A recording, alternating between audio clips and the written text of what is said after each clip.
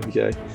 All right, well, I don't think any of that audio got recorded, but suffice it to say, last time we met up at Will's apartment, caught up with each other, had a fencing match with Tior Boldheart, and Lyrian was able to claim 75 gold pieces off him. He couldn't help himself and get tempted in. And then you made your way over to the Guest the Mimic stall, where, Mary, the blue-skinned tiefling, was manning. And, that's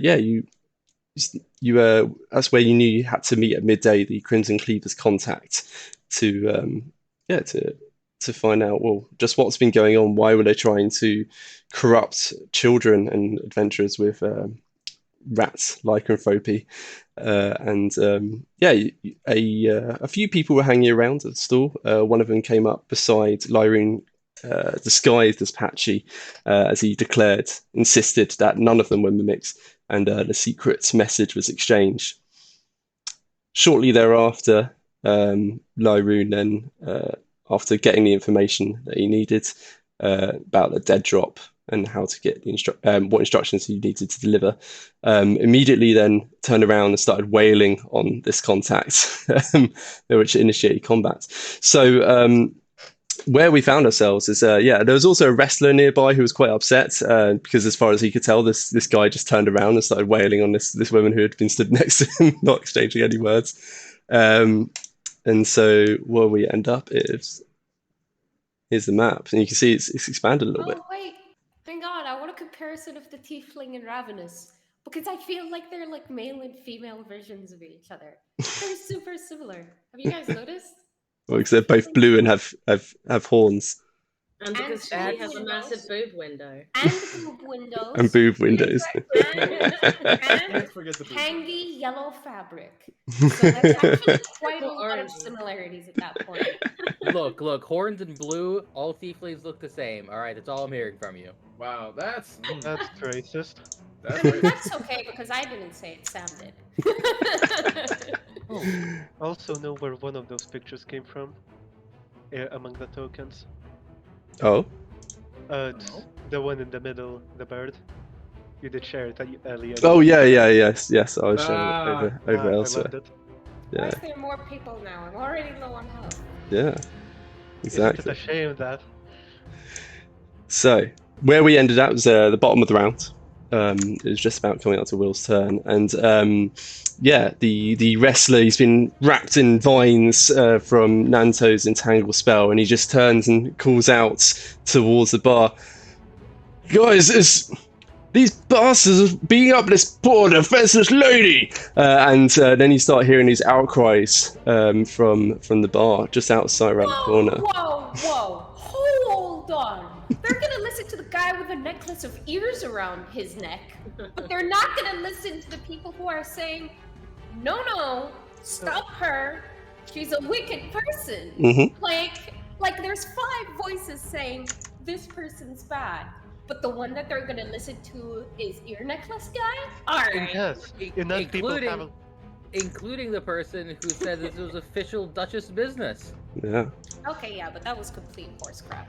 It wasn't, though. No, it wasn't, though. Well, in defense of the gladiator, enough people have already lent him an ear. Oh God. Just imagine. It's a terrible joke. Imagine how proud your face looks right now, Burke. Of that joke.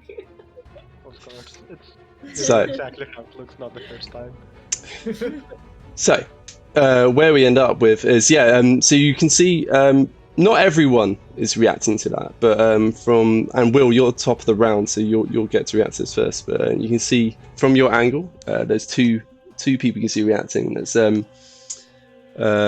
it's this guy with a big, almost like afro, crazy red hair around his face, and he's got a yellow eye mask across his eyes. And the guy behind him is just bare-chested, wearing silver leggings with a silver sort of Nacho Libre style mask. From what you can tell, these two look like fellow wrestlers.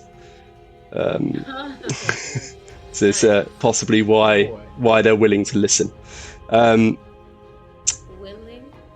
Why they're willing to listen. So, you're up. What do you do? Okay, well, I linked there my 2 swings, which were misses. But I would like to use a bonus action to shove. And hopefully it'll work. So Okay. I'm going to attempt to shove the woman prone. Okay, so that's You see either athletics or acrobatics from her. okay. Let's see how she does. That'll be a nat 2. So what we have is Will, determined to try and take down this contact after Lyroon dramatically started the fight, just comes swinging with that warhammer. She nimbly ducks under the first swing, and then on the back swing just launches herself backward, but it just leaves her slightly off balance, which is good enough for Will to move forward with that shield, just clong, just crack her right in the nose, and she just tumbles to the ground. She's prone. Anything else? Yeah, as I do that, Will is actually quite hurt herself, so she shoves her with the shield, and then she really feels that. She cradles her shoulder. She looks at the wrestler guy and she goes, "Look, you idiot! We already told you that this chick is bad news. Now, if you don't need to listen," she'll turn her helmet to the others, "doesn't mean that you guys need to get in the way too. We're trying to get a bad person to stop doing bad things. Either help us out or stay out of the way." Okay. Make an intimidation check. Will be at disadvantage though, because these are his fellow wrestling friends. I'm not trying to be scary, I'm trying to be persuasive. Stay out of our way, persuasively. Yeah! It's how I roll! Alright, it's a 12. Oh, you said disadvantage. Yeah, but 12 won't do it anyway. So, suffice to say, then that one. In your bloodied and broken state, it mostly falls on deaf ears. They seem far more concerned about their comrade who's in danger than what business he may be on. The only danger he's in is from his own stupidity, but anyway. Okay, Nanto, you're up. Alrighty. So, just to remember from last time, I still have that area entangled, correct? Mm-hmm. Yeah, exactly. That's it. The sort of leafy effect that's going on. So that area is difficult terrain, and the wrestler within it is restrained. Alright. And the nature of the lady, she was groveling? She'd been told to approach, so she'd wasted her action approaching, but she's now been knocked prone thanks to Will's shield shove. Perfect. Who was he supposed to be walking towards? Sorry. Will. I had used the command spell Yeah. told her to approach, So she did that and ended her turn. Yeah. Righto. That was her last turn. So the only thing, okay, the wrestler guy, how is he looking? Is he looking injured? Both her and the wrestler are looking bloodied. Yeah, I want to viciously mock him, but I don't want to kill him. No, that would probably be bad. No, he's And not I know looking spells critical. can't- Okay. Yeah. But it's worth knowing he's restrained. So up to you. Surprisingly, Nanto is not good at non-lethal. like above all the whimsy and like humbly bumbly whatever going through life and singing, I don't know if he has a non-lethal option. Can you try and keep the crowd from joining the fight? That would be good, because that's what Will tried to do and failed. A broader question: how well does Danto understand how people end up dying? Would he know where to stop Don't to make ask it me that question. Come on. And actually, Nanto, you have a much better field of view on the other patients from your position because, you can. There's just like some bunting above. There's no fence or stall in a way, so I can give you the proper art for them. There you go. Oh my god! So you can see there's actually two more on top. There's this hulking frog-like man with broad shoulders and webbed arms, and he's got a big golden belt on, suggesting he's some kind of champion in the arena. Give me a nature check. Meanwhile, you see. Hair, by the way. Sunday. Amazing. Yeah, I really like his art. He said he had webbed arms. I don't. Webbed hands, but 26. 26. Oh, my monitor just broke again. The art was too good. Painted flames as tattoos going around his arm. and that just makes me like him more. With a 20, was it 26? Yeah. Yeah, you would know he's a Grung, which is the frog people race of D&D. That would give you a pretty good clue as to why he's such a good wrestler, because if a normal person makes skin contact with such, they have to make a constitution save, and otherwise they're poisoned. We're just gonna gloss over the whole slavery aspect of Grung. No, You we're don't- not. Details. That's less nature and more nurture, but yeah, that's what you'd immediately know that about him based on that knowledge, and as well you see another regular natural libre style wrestler but wearing a blue mask. It's the guy with the red hair, the glorious locks, Yeah. the absolutely majestic mane. Part of it is it's actually growing from his back. That's why it's so big. Ah, Is that how Nanto spends his turn? There is enough here and there to hide a halfling or two, so we'll have more people Yeah. joining the party. that's his secret. So when he does tag teams, he just slaps his own hair and a halfling pops out. Yeah. So what's Nanto doing? Yeah, so you can see them all getting up from their table, slamming down their drinks. This massive hulking Grung wrestler, he's just starting to crouch down. Are they? Is the sipping from the mug cannon? But are they looking like they're ready to, pun intended, hop into Rumble? battle here? Yeah. I mean, it looks like it's a friend of theirs that's been accosting you guys, and yeah, he's called out to them, and they're looking ready to join in. I don't like that. So, how would I convince them not to join in? Well, I guess there's only one thing I can do. They are wrestlers, right? Yeah, they certainly look that way. Could I try and commentate on the battle as if I were a wrestling commentator to make it look like an officially sanctioned fight so that there's only going to be 2 combatants? You certainly can try. I love that. Yeah, give me a performance check. That's amazing. That's a very Bard way to Yeah, I like the Can I lateral just put thinking. that out there? It's good. Oh. Oh no. Yeah. So with a nat 1, unfortunately, it turns out, Nanto, you've never actually seen a wrestling match. So Never seen a wrestling Never match. seen a wrestling match. Oh no. so He actually commentates as though it's ballroom dancing. Competitive Yeah. ballroom dancing. have you got any flavor you'd like to add to that? Yeah, he would march me a few squares up and to the left, kind of like in the way of things. And yeah, like from Will's position up to right 1, I think. Yeah. So just putting yourself in harm's way. Yeah, exactly. Cool. Okay. So Nato is going to try, and he's never seen wrestling, but he thinks that the most peaceful option is to make it look like a game, because parties have games, and nobody would dare interrupt an official game. So he's just going to start kind of marches into place and be like, aha! Certainly everything within the rules. Make sure to above the belt, and looks like they're going for a head noogie, it seems. Backwards buster, that's the move, yes. I like. I'll He just knows bleed into absolutely my nothing. helmet some more. Noogie. Backward noogie. That's my favorite. Yep. And you can just see them all looking like a bit confused, just like this isn't wrestling. This is wrestling.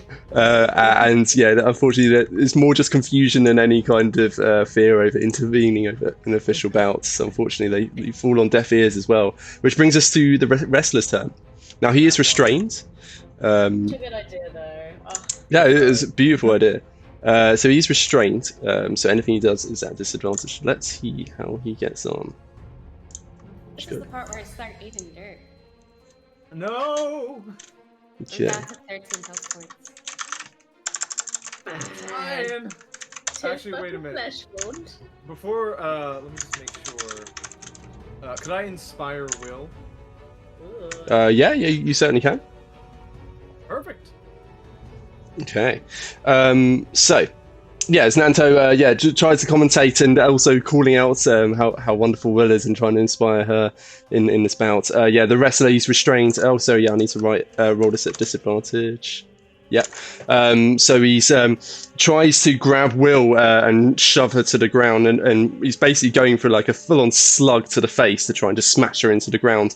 But just as he's pulling his arm back and getting ready, like the muscles bunching, the vines just tighten a little bit more, and when his fist makes contact with her helmet, it's just like a mild ding. It barely even makes contact, and you can see his muscles bunching. And he just gives out. Gathering himself. As he's doing that, Will is gonna do it back. He's just gonna be like, come on. And he just grabs you by the waist and then twists. Give me a strength check. Strength save, rather. Save. Mm-hmm. Not athletics. DM? Sorry? Save not athletics? Let me check my stat block. I'm just making sure, because if it's a grapple, I know that it's athletics. That's why. Yeah, it's not a grapple. It's a save. Probably not enough for them. That's not enough, unfortunately. Oh, So I'm inspired. you are inspired. So you may Save? yeah, absolutely. Sweet. What's Yeah, you can your apply it. So 1d8, inspiration? 1d8, I believe. It is 1d8. You can make it to a saving throw. Yes. Mm-hmm.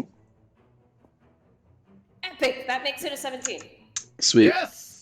Okay, so then he's like, I'd say, try to sock you around the face, and then he just starts grunting. No, Nanto believes in me. And he just tries to wrap his arms around your metal waist, but I mean, you're both fairly considerable, so he's just grabbing you basically. And he starts like straining and grunting, and there's just this mutual grunting at each other, but you don't barely move an inch. Grunting. Yeah, but I win because of the power of friendship. Yeah, exactly. So you don't get moved by it. It's I think mutual grunting is the name of the episode. I That's- don't approve this message. That brings us to the end of the wrestler's I'm turn. not sure how I feel about this. Lyroon, you're up. Got a face full of pasta. It's good pasta too. Do the vines look like they would entangle me if I walked into them, or should I walk around them? They look like difficult terrain.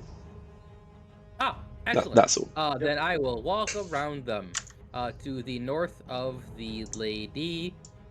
So it's 5, 10, 15, 20. You'll be hopping on top of the table, but monk stuff, that's fine. Or do you want to Sure. go? Or do you want to go here? There.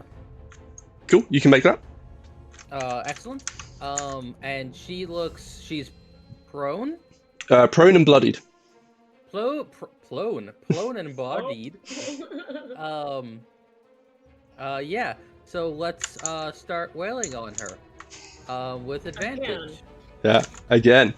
Yeah. Do it. Non-lethally. Non-lethal wailing. That was first roll. That's second roll. I assume a 20 hit. 20 does hit. That's 10 damage. Let's do another one. Thank God it's at advantage. I'm assuming a 17 hit. Let me double check, but I think it will. Yes. After those two, Lyroon, quickly runs around the entangling vines, flanking her, not quite flanking her, getting her surrounded on all sides, and immediately starts wailing as she's laying there. A punch to the like the shoulder, and then just a punch to the same shoulder, just to keep her down. And how's she looking right now? Okay, so that's a total of 19 damage. Let me just add that on. Yeah, she's still looking bloody. She doesn't look like she's in critical just yet, but certainly the fists are wailing down her shoulder. You can see it's sort of jarring, and it's just starting to actually pop slightly out the socket. And she's It's tough. yeah. I mean, well, this is a Crimson Cleaver contact. Anything else? Yeah, of course. I'm a monk. I have 12 actions. So I'm going to use a key point for. This is the wrong screen. This is also the wrong screen. Oh yeah, we'll need to figure out how much key you got left actually after the 2, 2. Cool. and now 1. Mm-hmm. To flurry of blows. First attack. Thank God I'm at advantage. What would have been a nat 1 because of exactly. 23 that hits. 23 hits. Not okay damage. But that's fine. Do that that same shoulder. Gonna keep wailing on it until it's not working. And then I'm going to Hand of Healing. Will for 6. Nice. Thank you. Okay. Nice. So yeah, you see. Oh, sorry, go ahead. Yeah. So as continues hitting, a precision strikes right up against that same spot. It continues that, looks over to Will, desperately, trying to go up against this hulking berserker, and just hits her in like the back of the spine with like the flat of his hand. It's not a hard, and there's that a reverberation of energy, just a little bit better. Okay. For a second, she's a little bit angry, like, "Hey, who the? Oh no, that's pretty good. Thanks." It does that pop. When you stretch and you pop and it just feels really great. Oh, my That's- armor. Yeah. And simultaneously, you can hear a very, very similar pop coming from the shoulder of this of the contact. Just this rapid trio of blows. She's looking pretty wounded, but not critical just yet. But is that the end of your turn? It sure is. Okay. Then from the east, you hear, "The Red Giant does not approve of such tactics. How dare you accost an innocent lady?" And then he just. Very innocent. Will is boiling from her helmet. Not innocent at all. It's 5, 10, 15, 20, 25, 30. So he sprints over this big red giant, hair flying dramatically out behind him, and he leaps forward, arms extended, towards Lyroon, actually, after watching him just wail upon her. Let's see how he rolls.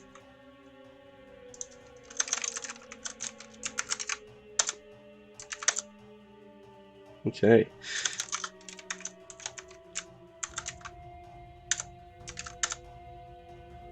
Cool. So yeah, just leaps forward, both arms extended, and just wraps them around him and just starts crushing him in a bear hug as high as he can, his massive muscles bunching and bunching.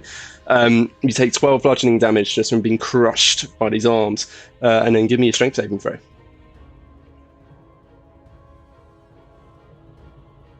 For Lyroon. Is there not a bit of confusion about the fact that he's crunching this large form, but actually his arms? Yeah, it's a very good point, actually. Yeah, so he's seen Patchy, this thuggish looking man wailing upon this innocent woman, and then he just comes running forward and wraps his arms around him, and then just abruptly and he's just what? And you can see his arm just phasing inside the disguise spell that Lyroon's got up, but that doesn't stop him from crushing. 11, unfortunately, is not enough. So then he lifts you bodily off the ground and suplexes you down into the ground. You take an additional 7 damage. So it's a total of 19 bludgeoning damage from this hulking wrestler. The red giants who's charged in. He rolled really well. Right. Next up is Burke. Which means that the lady is in a very unfortunate situation, because had Lyroon knocked her out, most likely she would have been knocked out. Unfortunately, it's Burke's turn, and getting someone unconscious is not exactly in his vocabulary. Yep. Would you happen to remember what weapon I had picked up? Most likely it was the It usual was a longsword. great sword. A great sword. It was a Perfect. great sword. Just a mediocre sword. No, it is pretty great once it comes from above, right into your face, or in this case, into the other shoulder. So Just try to hack it off. That on the lady for a 21 to hit, That definitely hits. and does 13 damage kill her? Nope. She's still up. Oh, thank God. You say thank God, I say second attacks. No! It was so evil.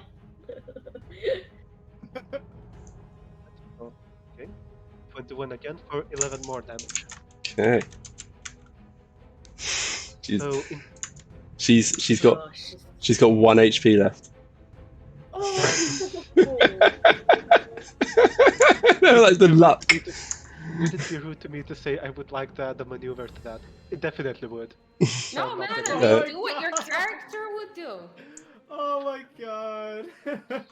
No, I think jokes aside, after the 2 slashes, Brooke would just be standing right next to her, with the sword basically pointed at her throat, and he would almost growl out, "One magic word, and that goes through your neck. Understood?" Okay. And yeah, so Burke charges forward. He's got this massive sword in hand, just hacks down at the other shoulder, the one that's not quite popped out. And you can just see it carve deeply into there. You can see bone through the wound. Lifts it, hacks down once more. It's just almost like a lumberjack, but at an arm instead of a tree. And then he's just pointing the blade down at her. It's her own blood dripping onto her face as he makes this declaration. And you can see there's genuine fear in her eyes. Give me an intimidation check, Burke. That will be a 15. Okay, so you can see there's genuine fear in her eyes, and she's just like, she doesn't like raise her hands because both her shoulders are knackered now. She's more just trying to make herself look as unthreatening as possible. She's like, I won't make any more fights. So she seems to be backing down for now. End of your turn, Burke. Yes, that would be the end of my turn because I am watching the wrestlers approach. I don't think I have much to do against them. I am keeping an eye on the one restrained next to us. Not much more to do, frankly. Okay. Now it's the Grung's turn. No. The Green Menace! And he makes a similar speech about how he won't stand for a woman being treated. And the Green Menace is also much displeased by this. And you can see him finish crouching down, those muscles bunching, and he just launches up into the air in this frog leap, which takes him neatly over. So it's 5, 10, 15, 20, 25, 30. We was just sitting and can't believe that this happened. This would never happen. Don't crap like this before. For crying out loud. Let's see how he does.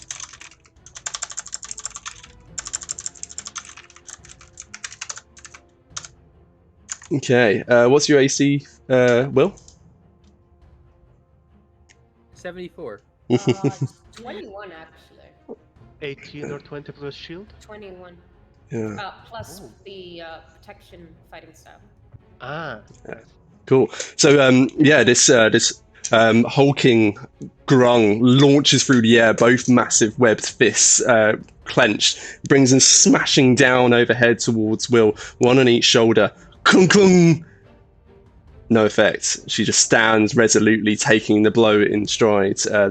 Your grandmother's plate armor safely protecting you. Shield not even necessary. Yes. Thanks, Gramsy. Yeah. Oh wait, you're a prone, right? No. No, it's the No. All right. So yeah, give me another DC 15 strength save. Okay, okay. Not currently inspired. Yes, that was it. That's what I got confused over. It's the inspiration. But I have one roll above 10. So klung klung, yeah. So while it does no damage to you, it's enough to just make your knees buckle, and you just collapse to the ground under the weight. But thankfully, as he didn't hit you, no suplexing damage for you today. So No suplexing damage. yeah. I had quite a lot of fun designing these ones. Right, and that brings us to the hooded lady. As I say, she's looking scared. Her left shoulder's barely hanging on. Her right shoulder is like mostly popped out, and like she's sort of flopping feebly. But she can just about get a hand to her waist, and she takes hold of her blade there. She doesn't lift it. Stupid. She doesn't lift it. She doesn't try to use it in any way other than just taking hold of it. And then you can actually see in the hilt. This is a scimitar. In the hilt, there's a gem, an emerald. That seems to be filled with leaves that are swirling through the air. The leaves suddenly blossom out and envelop her before your eyes, and then dematerializes and reappears 30 feet away. So it's Misty Step. Is she still prone? She is still prone after Misty Stepping. She then stands up and starts trying to get away. So this is, hang on, 5, So, ooh, 5, 10, 15, 20, 25, 30. So she Misty Steps to there. Oh, yeah. Okay, Yeah. sorry. Misty Steps to there, stands up, which she eats half her movement, and then starts trying to limp away. So it's 5, 10. Well, I think actually it'd be more like there. I think that basically eats all of her movement. Now let me just check her. So when actually you guys will know this. Standing from prone eats half your movement. What if you dash? It takes away It's still half of your. Standing up takes away 15 feet of your movement. You're Cool. adding an extra 30. Cool. Okay, so Yeah, she. it's half of your total movement. It actually is the same with mounts. If you dismount, you Mhm. get the leftover of your total movement. So if you've used half of your movement with your mount and you dismount, you then get half of that. Yeah. Specifically, what Dash says is that Dash adds your movement, regardless of your current movement. It adds your movement Cool. to give you. Okay, so Whether or she not gets. you had 15 or had 130, Yeah. you get Yeah. 30. Yeah. So she then starts sprinting another 30 feet. So it's 5. Okay, 10, hold 15. on. The increase equals your speed. So with a speed of 30, you can move up to 60 feet in a turn if you dash. So the way that I interpret that is that if your movement is halved, your dash is also halved. So I think that that's up to you, Sam. I would be leaning towards Vlad's explanation in a sense That's, that yeah, fair enough. Yeah, let's go with that for now. We can review another time. But yeah, 20, 25. 30. So she basically starts sprinting west. So she hooked, as I say, she teleports away. Misty steps her way. This leaves blossom out of her sword and envelop her, and she materializes 30 feet away. Picks herself up off the ground, groaning in pain, her arms mostly flopping feebly at her sides. And then she starts running away around the corner behind some of the tents. You can't see what happens, but you start to hear what sounds like a gnome start going, hey, what are you doing? And that's the end of her turn. She's taking a down griffin. she also left one very, very unhappy hobgoblin in her wake. Yeah. Throw a spear. You stole my kill. There is a stab at where the neck was, but obviously just a bit too late. Yeah, perfect. Okay, so that brings us on to Ravenous. Now, I have a vantage point. You in certainly where I'm do. standing. Would I be able to hop over on top of the canopies of those tents to get a visual on this lady? So in fact, I think it's time for me to move the map. Da da da da! Oh my. There you go. Damn it, she is taking a friggin' griffin. Will remembered what was over there. Yeah, so from where you are, you can. The tents are about the same height as you are. You don't have quite a clear shot right now. If you made the leap from where you are over to the tent tops, remains to be seen whether they can support your weight, but then you'll be able to get a clean shot. Otherwise, you can take the shot from where you are. Is Ravenous able to just walk over, or does she need to jump? Because there's like a There's a little gap. 5-foot space there on top of the dark grey tent. Yeah, you can just jump the gap, but you don't know if the tent will be able to take her weight. But you wouldn't need to jump. Okay. Yeah, it wouldn't be like an athletics check or anything. It's just a normal jump. You can anyone can make a 5-foot jump, even a halfling. Just casting. Now. If Even I were halfling. to... Hunger of Hadar. I haven't got any spell slots left. That was gonna be my first thought when I saw that group of people that appeared. I was like, ooh, and then remembered I had no spell slots. Fair. So I would like to be in hot pursuit and run across to the end of that canopy, and potentially, if it's not too far, do a leaping jump to try and grab and land on top of her. Okay, cool. Let me just see how this works. I think you.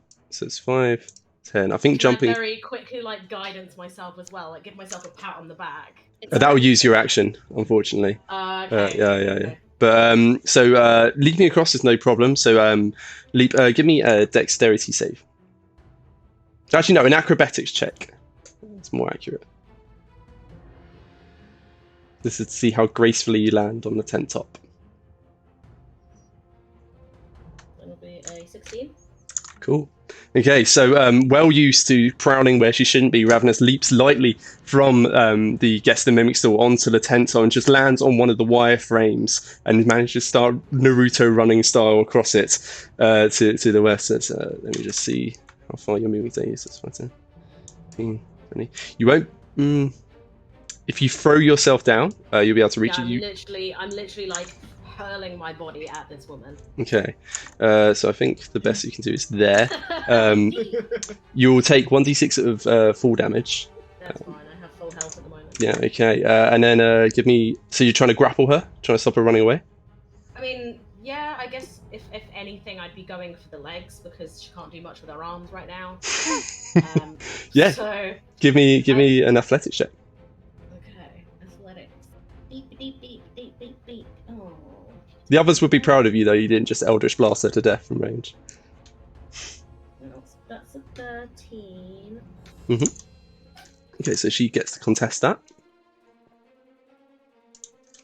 Because I'm unseen, do I get an advantage? You're not invisible. No, but she didn't see me coming. Yeah, but it's not like you've taken the hide action or anything like that, unfortunately. Damn. Okay. She rolled a nat 2, so that's a total of 9. Yeah, so yeah, Ravenous takes off running immediately, just sees her coming around, just takes off running, leaps on top of the tent, running along one of the metal support struts, and then hurls herself to the ground. Bam! Takes... 1d6 damage. Yeah, I'll do it. It's... Okay. 1. You take 1 damage, so you just sort of hero 3-point land onto the ground and then just start launching yourself forwards, arms wide, wrap your arms around her legs, and she just topples face first into... Well, she doesn't actually topple, you haven't knocked her prone, but you've got her grappled, which means her movement's reduced to 0 while she's in your grapple. Okay, that eats your action and your movement. I assume you haven't got a bonus action. Nothing that I can do with it. Okay, alright, so that's... Nice one, Ravenous! That was awesome! you don't know if I've done it, and you guys could only just hear the kerfuffle. Maybe I could see through the tents, it's fine. We always assume the best of our friends. 15, 20... Actually, would a bonus action, because I've got rope, could I tie her up as a bonus action? Or That would be more like an action, but Okay, yeah. that is fine. Right. 25... In which Okay. case I'll actually ask for help from the gnome to help Okay. me hold her down. Cool. Give me well, how do you ask? I'll be like, hey, you gotta help me hold this girl down. She's tricky. She's gonna steal your griffins if you're not careful. And then you just give me a persuasion check. I will persuasively use my persuasion of 17. Okay. So yeah, he'd like been sat in his chair behind a desk. There's some formal looking, looks like waivers that he gets people to sign before they go on Griffin rides. He's just like he'd already been going, hey, what are you doing? He's seeing her like charging, like arms flopping at her side towards one of his griffins. That's clearly a health hazard. And yeah, just like and then seeing Ravenous saying this tricky lady's going to try and steal it. You aren't stealing one of my griffins! How dare you! And then he starts like getting up and moving over. Yeah, he's going to try and grapple her as well. Try and hold her from the other side. Oh yeah. And then I guess I end my turn. Okay. Let's see how he does. He's entirely ineffectual. He's just like got his arms are basically on her, but not actually any strength behind them. You can see she would easily be able to break free. But yeah, he's trying to help as best he can. Granting moral support. Yeah, though. exactly. Bless his He's heart. doing his best. It Yeah. makes me feel happier knowing another person's holding her. Okay. Yeah, and you know you've managed to convince one person this carnival that you're on the side of good. So meanwhile, Silver and Blue, the two Natural Libre wrestlers, the more common folk, they come running forward as well. They don't quite make the same grandiose statements that the Red Giant and the Green Menace have made. They're just Can't speak Spanish. Yeah, they just start speaking in Spanish. No, they're just like, yeah, mostly just serious and trying to prove themselves. Let's, in fact, Nanto, give me an insight check while I roll up their attacks. Oh, wait, no, I don't want to hear it because I have an idea for blue and silver. Just somebody give me a thumbs up when you're done describing the insight check. Sound good? Okay. Okay, now you just see a couple mostly silent wrestlers charging towards you, and they immediately start like they immediately both team up from either side and start wailing on you. Your AC is pathetically low, isn't it? It is pathetically low. Thank you for reminding me of that pathetic. I mean, it is the worst AC I've ever seen in any game. It is 11. Yeah, it is 11. So yeah, they both managed to land blows on you. So let's just see how those work out. Lovely. Have we had the insight now? Yeah, the 7. It was only 7, so he wasn't able to work out much. Will, you want? Oh right, Will didn't want to know. Okay, you take a total of 15 damage. Oh, 15 damage from the two of them. 15. Mm-hmm. oof. Ouchie. Yeah, that's not too bad from 2 people attacking. How much damage do their hands take? yeah. So they're both like well, actually, yeah, no, they don't have the suplex maneuver, so you're not getting. You don't have to do any prone saves, but they both just start wailing on you. It's more like just like open-handed slaps, like you see in the wrestling ring, and like they can see that actually their legs lift and then slam to the ground as they do it, almost as if they were trying to make a loud noise as they did it, to try and accentuate it. Okay. So that's silver and blue rather. That brings us back to the top of the round. Will. All right, you bunch of testosterone crazed, half-brained, empty. Look, here, and I'm gonna try something a little bit crazy. I'm gonna reach out. I'm gonna honk Earman's nose, and I'm gonna use lay on hands on him. Oh. Silver, you two seem to be the ones with more brain cells to rub together than the rest of these guys. We're not trying to fight you. And she gives, like, Earman a little slap on the forehead, like, feeling better, ugly? I'm gonna give him 10 points of lay on hands. Right. Give me a persuasion check with advantage. It's quite hard to argue with someone healing you.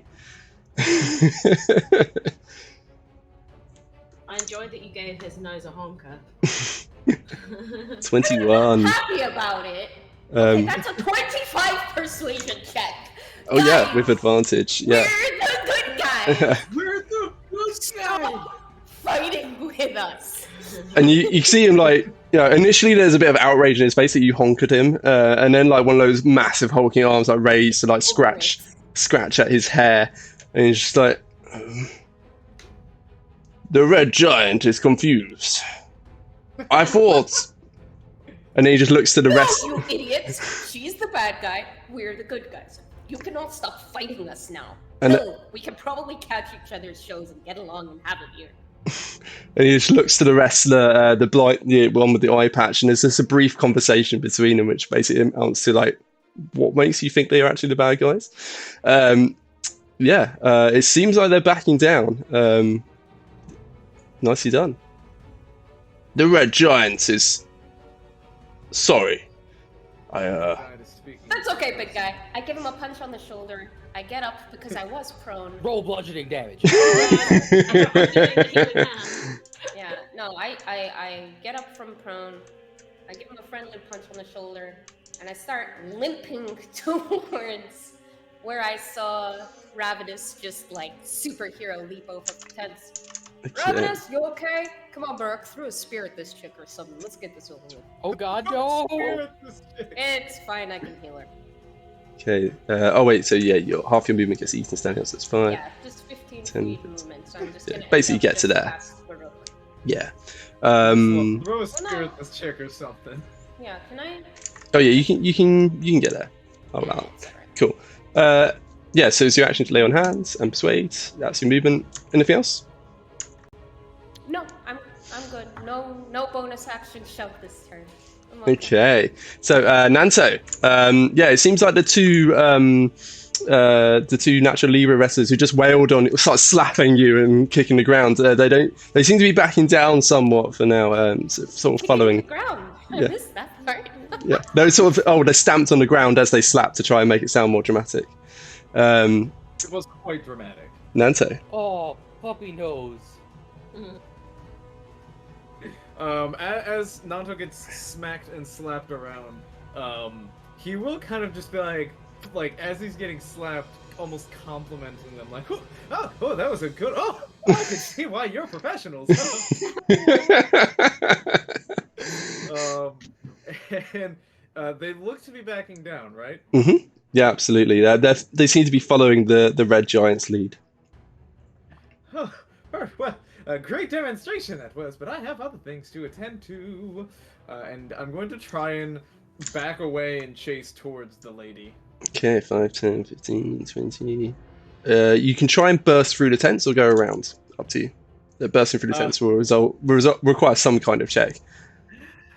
I mean, where would I be if I wasn't having fun with it? Let's burst through the tents. Excellent. All right, 5, 10, 15, Burst 20. like Kool-Aid Man. That's Yeah, what a 30. Kool-Aid Man tents. Okay. Oh yeah. 35, 40. Give me an athletics check. I'm not great at that, but I'm gonna do it Yeah. anyway. Better than that on dexterity. 19! Wow. Yeah. Wow. Oh yeah. Love it. The Kool-Aid Man.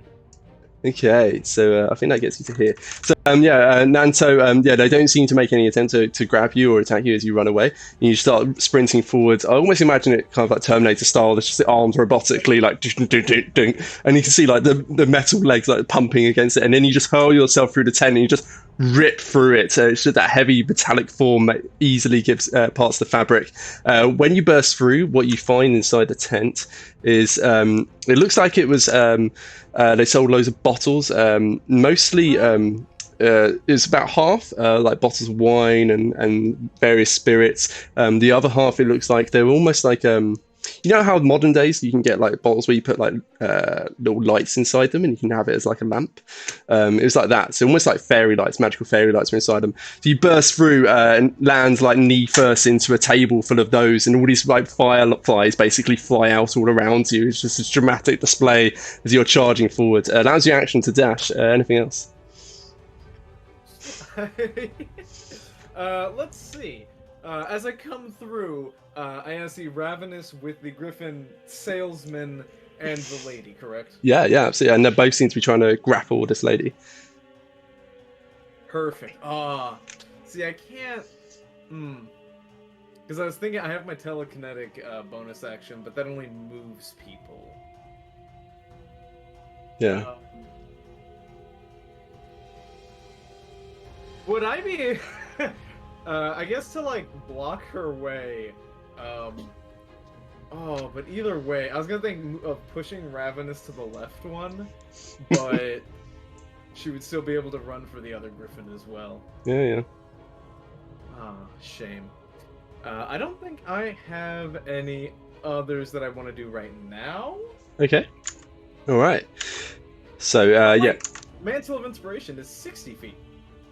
Yes, I was. No. I always want to play other people's characters for them, and I'm like, Mantle of Inspiration, please. Mantle of Inspiration, please. Well, good on you for not playing other people's characters for them. All right, I, well. for one, appreciate it. Okay. It's going to be my second inspiration of the day, and I am going to, as I am running along here, I'd like to yell back to my allies who are, obviously, they're just being lazy bones right now standing around. There's someone to chase.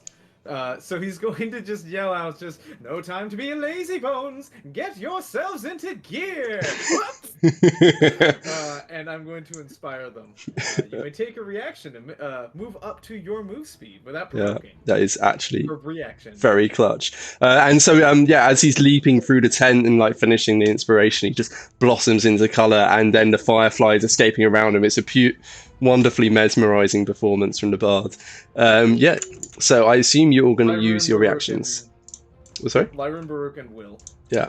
I assume you guys are going to use your reactions to charge forward. Yes. Yeah, who goes Definitely. first? 10, 15, 20, 25, 30. Actually, you can get to there. Oh, I guess I go first. No, I'm just doing it. I'm just doing it left to right. 5, 10, 15, 20, I don't get an 25. action, do I? It's just movement? It's just a reaction to move your speed. Okay. I'd like to 5, move 10, my 15, 45. 20. Can I run instead through the a hole that Nanto left? You absolutely may. Yeah. 5, 10, 15, 20, 25, 30, 35, 40. I'll allow you to get there. Thank you. Okay. So yeah, Just peeking through the hole that Nanto tore through the tent. you just burst out, and you can see there's fireflies flying everywhere. There's a few bottles rolling around, and you just skitter around them into place. And yeah, it's you're closing in. Okay, that brings us to the end of Nanto's turn. Next up is the wrestler. Hi there, puppers. The wrestler, the one with the eye patch, he's just looking a bit confused and disheartened. He's like, I really thought that he just turned Yeah, I know around. what you thought, but you're wrong. He just turned around and started attacking her for no reason. Anyway, so he spends his turn questioning his decisions. Lyroon, you're up. Awesome. Spends your his one turn chance to knock her reflecting out on before life my choices. turn. Yeah, So imagine that Nanto's like face down on the ground and Lyron just like hops over him. Quick question, Nanto. How much temp HP, in case it matters? Oh, 8. Oh, wonderful. Because I really don't want her to fireball us. Yeah. So, Lyroon, it's very opposite of the robotic running that Nanto does. Lyroon is a lithe with long leaping strides, like an animal with long leaping strides. And I was more thinking a rabbit, but that's fine. But leaps over Nanto, continues running forward, and I would like to and she's not prone, right? So Nope. She's just normal. Just flat rolls. Excellent. That's an unarmed. Does a 22 hit? It does, which means she had 1 HP left. So how do you want to do this? Lyroon, leaps over Nanto, empowered by his, Fey magic, runs forward, and she's looking towards the griffins, trying to grab them. So Lyroon just has a punch straight into the back of her neck. Okay. So yeah, you just come sprinting out. There's fireflies flying everywhere. They're sort of bouncing off of you as you charge forward, and then fist just comes wailing towards her neck, and immediately her eyes just roll upwards, and she just flops feebly And into Ravenous's I catch clenched her. arms. Oh, she was she's in Ravenous's arms, so she just flops into Ravenous's arms. She sort of grunts a bit from the sudden weight, and that she's no longer supporting herself. But you have knocked unconscious, non-lethally, the Crimson Cleavers contact. Don't worry, Congratulations. guys. We got her. It's okay now. I shout to the wrestlers, and Will raises a thumbs up with her gauntlet. And I'm guessing it probably reaches above the tent's line. Okay, we got it. You're pretty tall. I think you get to just we can wade through the gap easily enough. And I look at these guys and I'm like, you got this? Because I want to go back and talk to the wrestlers. Like, Yeah. it's alright, guys. As mechanically in game it doesn't do anything, but just in character, Lyroon starts pulling out bandages to staunch the bleeding from Baruch's vicious wounds. Give me a medicine check just for bandage quality. All right, May I rifle to disarm her of any? that is really good Things. bandages. Quality. 25 bandages. It's a perfect. I mean, you've got literally centuries of experience of not only helping your sons with their boo-boos, but also just generally in various situations. So perfect bandage. So the initial wrap starts soaking red. Next one's it's easy enough. Ravenous, you were going to rummage. Fall through pockets because obviously I know she's got that knife that did the thing. Okay. So Give me an investigation check. Oh God, I'm bad at those. Yeah. Have you tried being smart? No, Lord. No, 18, Could you move my camera down? Sorry? I did get 18. Could you move my camera down? You can. Down. Yes. Like that. His mouth is imbued. So you what like that or more down? What do you mean? Or do you So mean his like that? head is Like that? like Oh, wait, now I'm just being really stupid. I apologize. Whatever you were doing, ignore it. I can move my camera like that. Yeah. you can move your own camera. Yeah, you do it Yeah. yourself, man. Don't be lazy. Anyway, so Ravenous, despite not being that smart, actually does a pretty good job wiping down the street. As I spent on the street, she's at least seen a few people, patted down a few unconscious bodies in her time for goodies. You, of course, find a scimitar. It looks like that gem, that emerald that was in the hilt, that was full of leaves before, is now done. So it's no longer glowing. Remains to be seen if it will glow again at some point. We'll see. But for now, it looks to be just a very nice, fancy scimitar.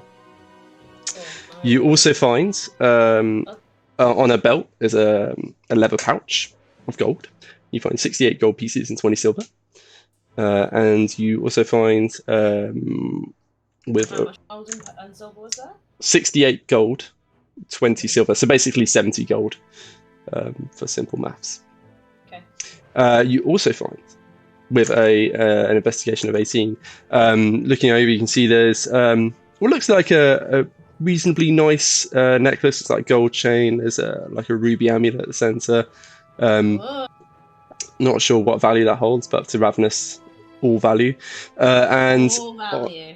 and on her right hand, on the middle finger, you see a ring. Now it's quite a familiar looking ring to you, actually. You've seen one just like this design not too long ago over at Victoria's Secret. And it's not a real gem. Give me a history check. But I'm fed. That's all right. It just remains to be seen if how many steps you have to take to identify this. I mean, how distracted am I with 16. my bandaging? That's Would right. I notice all the stuff that Ravenous is doing? Yeah, you can see it, but 16 is good enough anyway.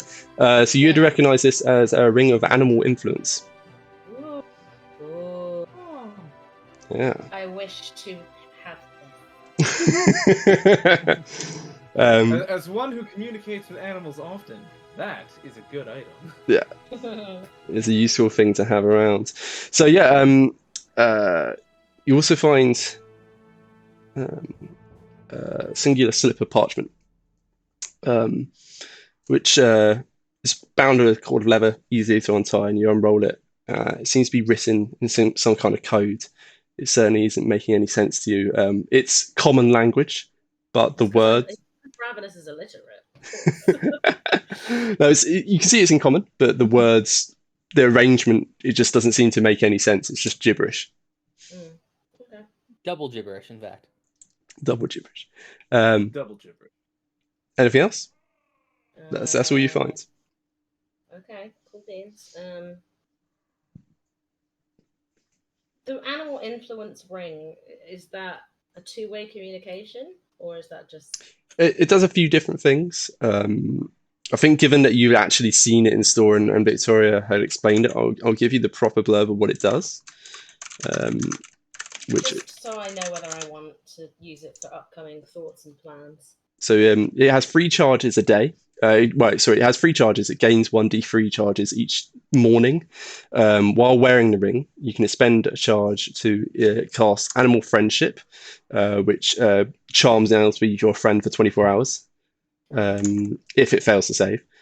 Fear, which can only target dumb animals, which will basically make them run away from you. And Speak with Animals, which is the trick that Nanto does. It's a reasonably safe conclusion. I think you guys would be able to draw that she was intending to use this on the Griffin. Yeah. Oh, son of Son of a biscuit. a biscuit. Okay. Anything else? No. I'll huck the leather pouch to Lyroon as the most trustworthy divvier of funds. Okay. I will give her an odd glance and just okay, and slip it into my backpack. Oh, That was the wrong sound, sorry.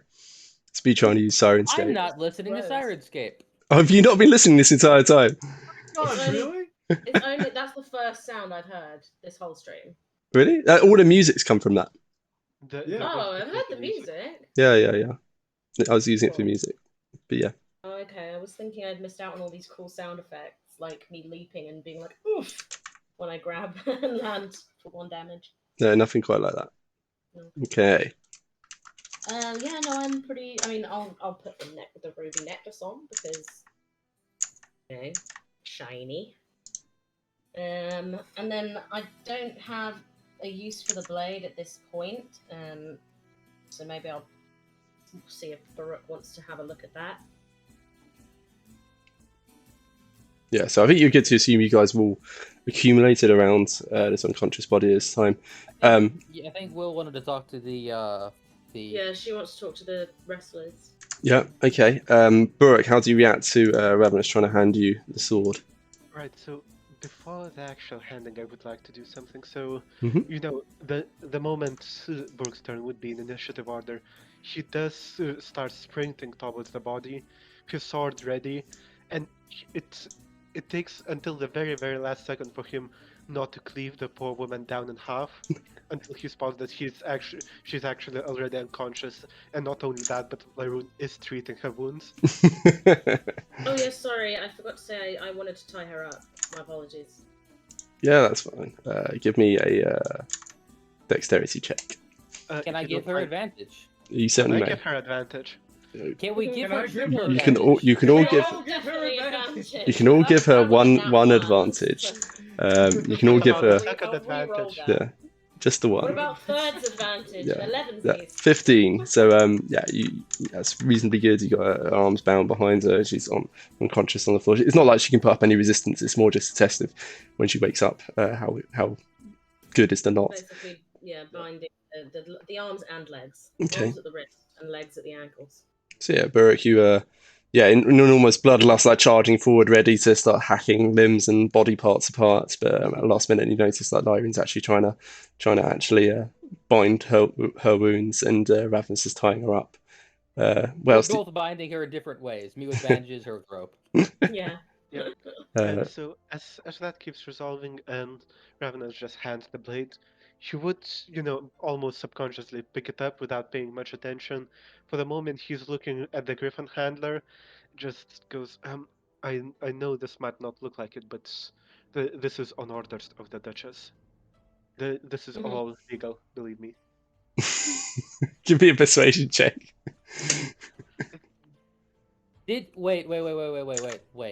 Wait. Did the Duchess? Sorry, not the Duchess. Didn't the guard underneath the Duchess give us a writ to investigate the Crimson Cleavers? I'm pretty sure he did. Yeah, I'm sure you got a bit at some point, but yeah. So If you Burek, guys did, Will wasn't there, so this Yeah. is news to her. Excellent. yeah. So Sorry, go on. no, yeah. So yeah, because he's doing this independently of you while you're busy binding and such. So Burek is he levels his great sword and then like slowly lowers it, takes almost offhandedly, not even thinking about it. Oh, another sword to add to my collection. Just adds it to the collection of spears and whatever cutlery on his back, and then turns his attention to the Griffin proprietor, who's like now released her now that she's unconscious on the ground, and seeing this like hulking hobgoblin with a great sword, bloodied great sword in hand. He's just like slowly raising his hands up. I'm sure it's perfectly legal. I don't want any trouble. You have at it. Seems legit. Seems legit. And he just sort of slowly, like, sort of crabble sidesteps around the group back to his table to sort of half cower behind it. All right. In that case, just as the woman is being tied up, I would also make sure to just, stuff something so that she can't speak when she wakes up either. Okay. Because, yeah, I haven't picked up much on mages, but something that can be done just by saying a word hasn't slipped past Bird's eyes. Okay. Cool. So yeah, you just while they're binding her hands, and presumably legs or her broken shoulder hands, but yeah, and you just take a piece of cloth, shove that in her mouth while she's unconscious, and wrap that in place as An extra well. bit of bandage that Lyron Yeah. hands over. Yeah, easy enough. Not a dirty sock then. So Oh god. she deserves it. I'll take the opportunity to go for a loo break, and then we'll pick up with Will with the wrestlers. While you're looing, I will make a coffee because I am sleepy. Okay. But Hunter just rises up and just kind of like, oh, did we do it? We Hey. did, Nanto. Nanto, buddy, you did great. Oh, lovely. Did you get all that? You gonna add it to a song? Oh, well, probably. Though there was a lot of wrestling that I will have to think about. Yeah, I'm about to go over there and ask those guys about that. Oh, I'm sure it's going great. Lyru, you got the chick not dead? Yes, she's fine. I mean, a little bit unconscious, right? And that's the most mercy we'll give her anyways. Between us and the guardsmanship, I don't think she walks out alive. Not sure we should hand her over then. I think we should. Well, of course you do. What I did- saw what you did with you the sword, say? big guy. What did you say, Will? Well, so Baruch says that between us and the guards, I don't think she walks out alive. Right. So Will thinks about it a second and then just blurts out, very bluntly, maybe we shouldn't hand her over then. Oh, well, Lyron doesn't your comment. Oh, your house does have a lot of space. We could invite her over for tea. You think you'd find tea at my place? Well, honestly, yes. But then again, I don't know what people drink most of the time. Snooty, plowing, noble drink. Mead and ale, any day. Oh, but tea is made of the great nature around us, a product of the earth itself. Is Lyroon picks up, is mead and beer not a product of nature? Yeah, nature. Just Error. just leans in. To be honest, I don't know how mead is made. Oh, I could tell you how wine is made. Mead is basically food at the end of the day. I can happily Na- tell you how Nan- mead is made in real life, because I Nanto have made mead. commits to memory. Mead is food. Got it. Meat Oh, is no. basically food. There's like chunks of bread and like Nanto spices will and remember crap that. in there. Nanto, remember that. And sweet, got honey in it, fruit, and alcohol. Don't forget alcohol. Real Don't important. forget the alcohol. I mean, how could they? But coming back to the point at hand, she tried to kill us. She tried to escape. She's got all the information we need. You want to just release her? To take her into our own custody? I don't trust her. the Red Giant is apologetic. I don't trust her much. Where do you come from? As the red giant just approaches Will. Hi! And currently Will has still got her helmet on. She usually does when she's in public. Yeah, no, we're good. She offers him a hand. Very hearty handshake. Give me an athletics check. Okay. By the way, did I use my lay on hands today? Or do I just not know how to use the robot to refresh it when I long rested? You may well have used it in the dragon fight. Oh, You were Yes. patching yes, up I did. Nanto at the time. That's right. I did do that. Athletics, not super impressive. 13. Yeah, so you take each other's hands. His grip seems to be significantly stronger than yours, which makes sense. He's a wrestler. He's not All right, wielding all right, blades. all It's right. just I've that you been can through see, a good few fights today. Give me a break. you hear the sort of creak of your grandma's armor just sort of struggling a bit. But yeah, he's like, the Red Giant approves. We don't. Joke's on you. Not looking for your approval, but you did pretty good yourself. I see a woman being accosted, and I thought I should intervene. I'm sure you would have done the same. Oh, what? Just because she's a woman, all of a sudden everybody has to come to the rescue, right? You see a woman, you just assume she can't defend herself. You know what? I'm bleeding into my helmet. She defended herself just fine. I am bleeding in my helmet. She's fine. Yeah, she did just fine, believe me. It took the 5 of us to fight her, so she's okay. And he just looks to his compatriots, just shrugs a bit, looks Well, back. you guys gotta teach me how you did that, and she just does a vague motion of the move that they did that makes somebody collapse and take suplex damage, and she thinks that's pretty cool. And there's this shared like camaraderie laugh from the wrestlers. Well, come join us in the wrestling ring, and the Red Giant will see if he can teach you something. Sure, time and place. Uh, Unblinking, doesn't even pause. Can I come too? I would Yeah. love to witness such a display of athleticism, rage, and showmanship. Sticks. Nanto shouts from the other side of the field. Sticks, it's the least you could do after accosting us. Isn't that how you put it? And she's really not impressed by the, oh, there was a damsel in distress. She's obviously very sensitive about the topic. and he just like shrugs again, and he's like, 2 p.m. tomorrow. Meet us by the at the Octo Bar, and we will see who is the true wrestler here. They don't wrestle, by the way, they wrestle. It's true. There's There's a no difference. wrestling here. They're wrestling.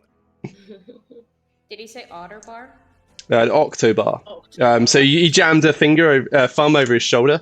If I just show you, so you would look that way and you would see.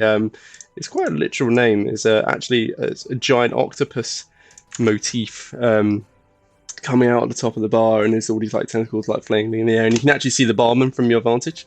And you see he looks to be nothing like quite what you've seen before. He looks to be like a giant octopus, but seemingly sentient, and he's wearing like a barman's outfit, and he's using all his various tentacle arms to like serve drinks, pour drinks, all simultaneously. Seeming rather cheerful about it.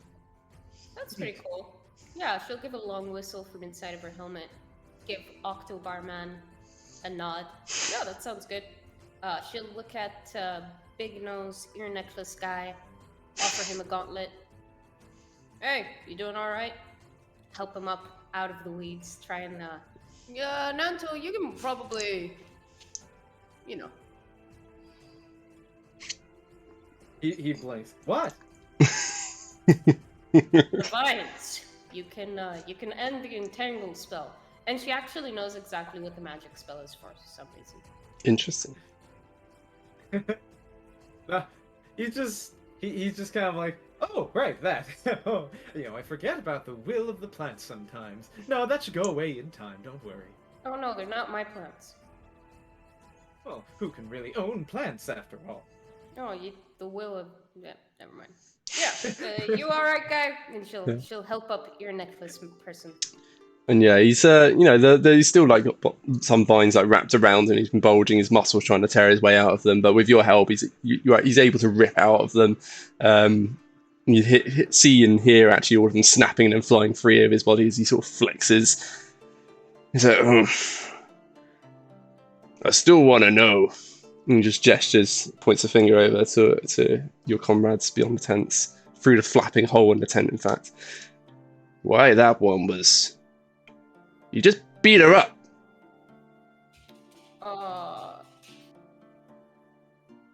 Yeah, Lyroon's disguise. Do you know anything about... And she's... No, it's Will. She doesn't care. You know anything about the Crimson Cleavers? He just gives a shrug. Well, we aren't out from around here. We're Oh, part of the carnival. well, there's sort of like this big evil underground organization thing, and we're kind of trying to cut them out of this place. You got in our way. A lot. And he's like raised a hand to scratch his stubbled chin. Just because somebody's pretty doesn't mean that they're also nice. It's pretty judgmental of you. It For can a be guy pretty with an nice. eye patch and a necklace of ears. Whoa. Fake ears, I know, but still. I mean, I was standing right here. Looked like she was just participating in the guess the mimic. Didn't look like no Crimson Cleaver to me. Crimson. Oh, this innocent poor man. Yeah. Bless his heart. And his looks to be ears. deceiving. Whoa. No hard feelings. He just slaps you on the shoulder. Boom. Yeah, why not? I give him a hearty punch on the shoulder. Okay. Anything else? Yeah, I need to go and find out what Lyroon found out, because all of that happened telepathically. You guys good? You guys are all okay? Meet you tomorrow at 2?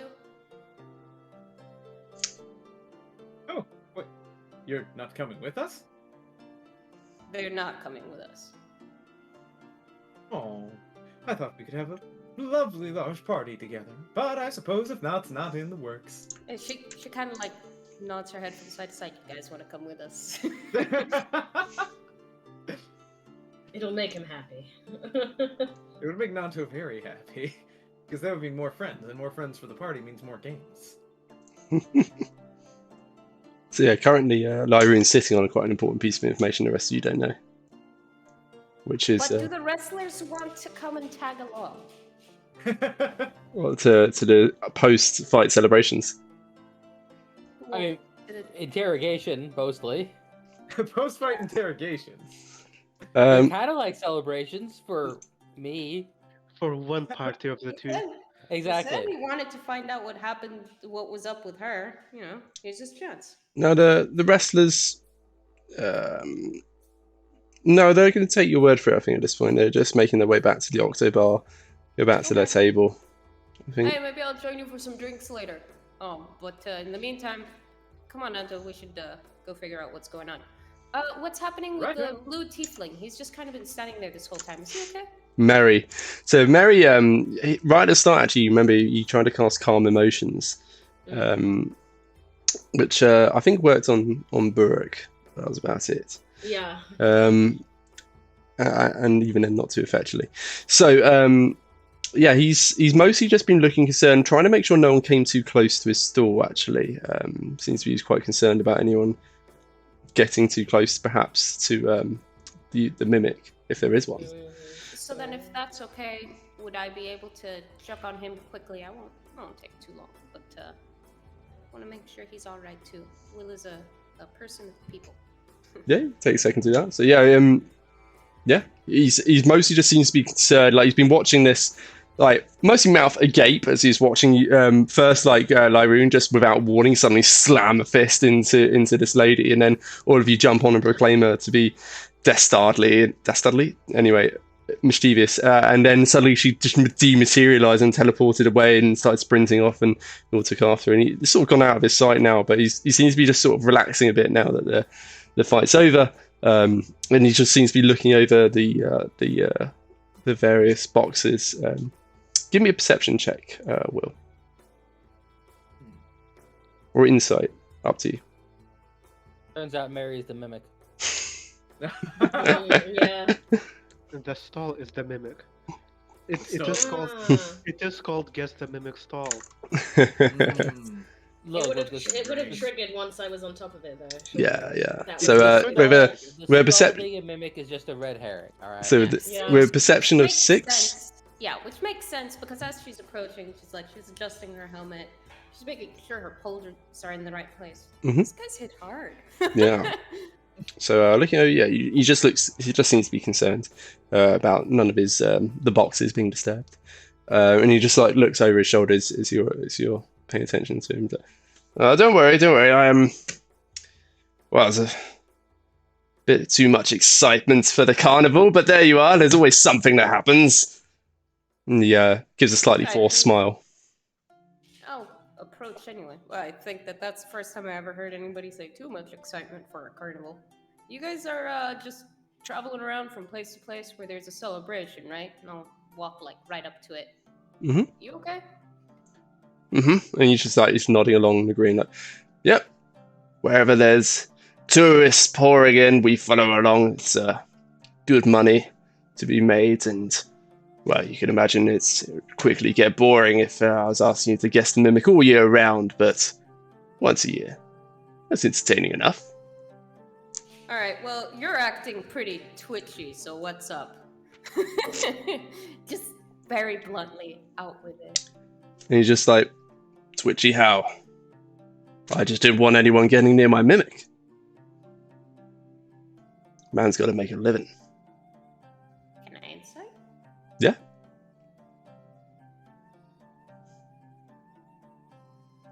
$18. 18. But he seems to be genuinely concerned about someone getting near his mimic. Okay, fair enough. So you're all right. You're just worried about your stupid box. It's That's my livelihood. and yeah, exactly. Like his like brow furrows slightly, and he's like, I mean, that's the entirety of my livelihood, but yes. How much was it to guess the mimic? How much does he charge? Let me look it up. It's not loads.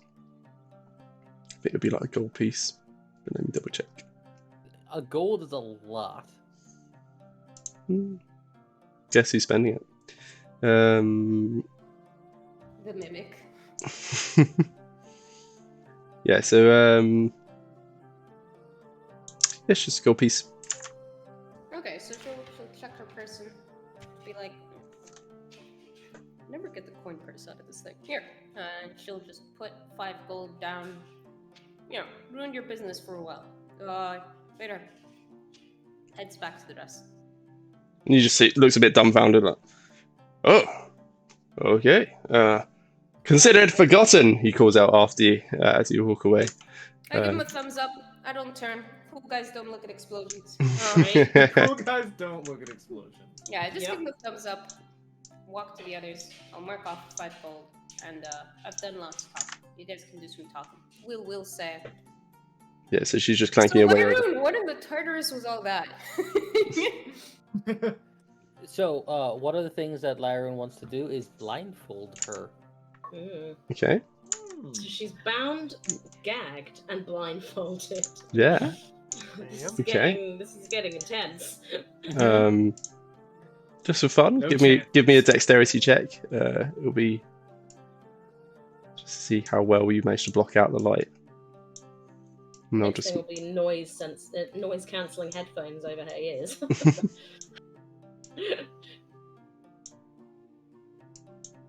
17? okay. Pretty good. 21. Okay. Yeah, 21. 17 plus 4. Okay, so yeah, you take out another one of your bandages and start wrapping it around over and over and over, and you're pretty damn confident she won't be able to see anything when she wakes up. Cool beans. So, Is this a fetish? no. That's good. So what's going on? I have a feeling that she needs to see things to teleport to them. I'm rather familiar with that spell she used. You've seen me do it Alright. myself. 1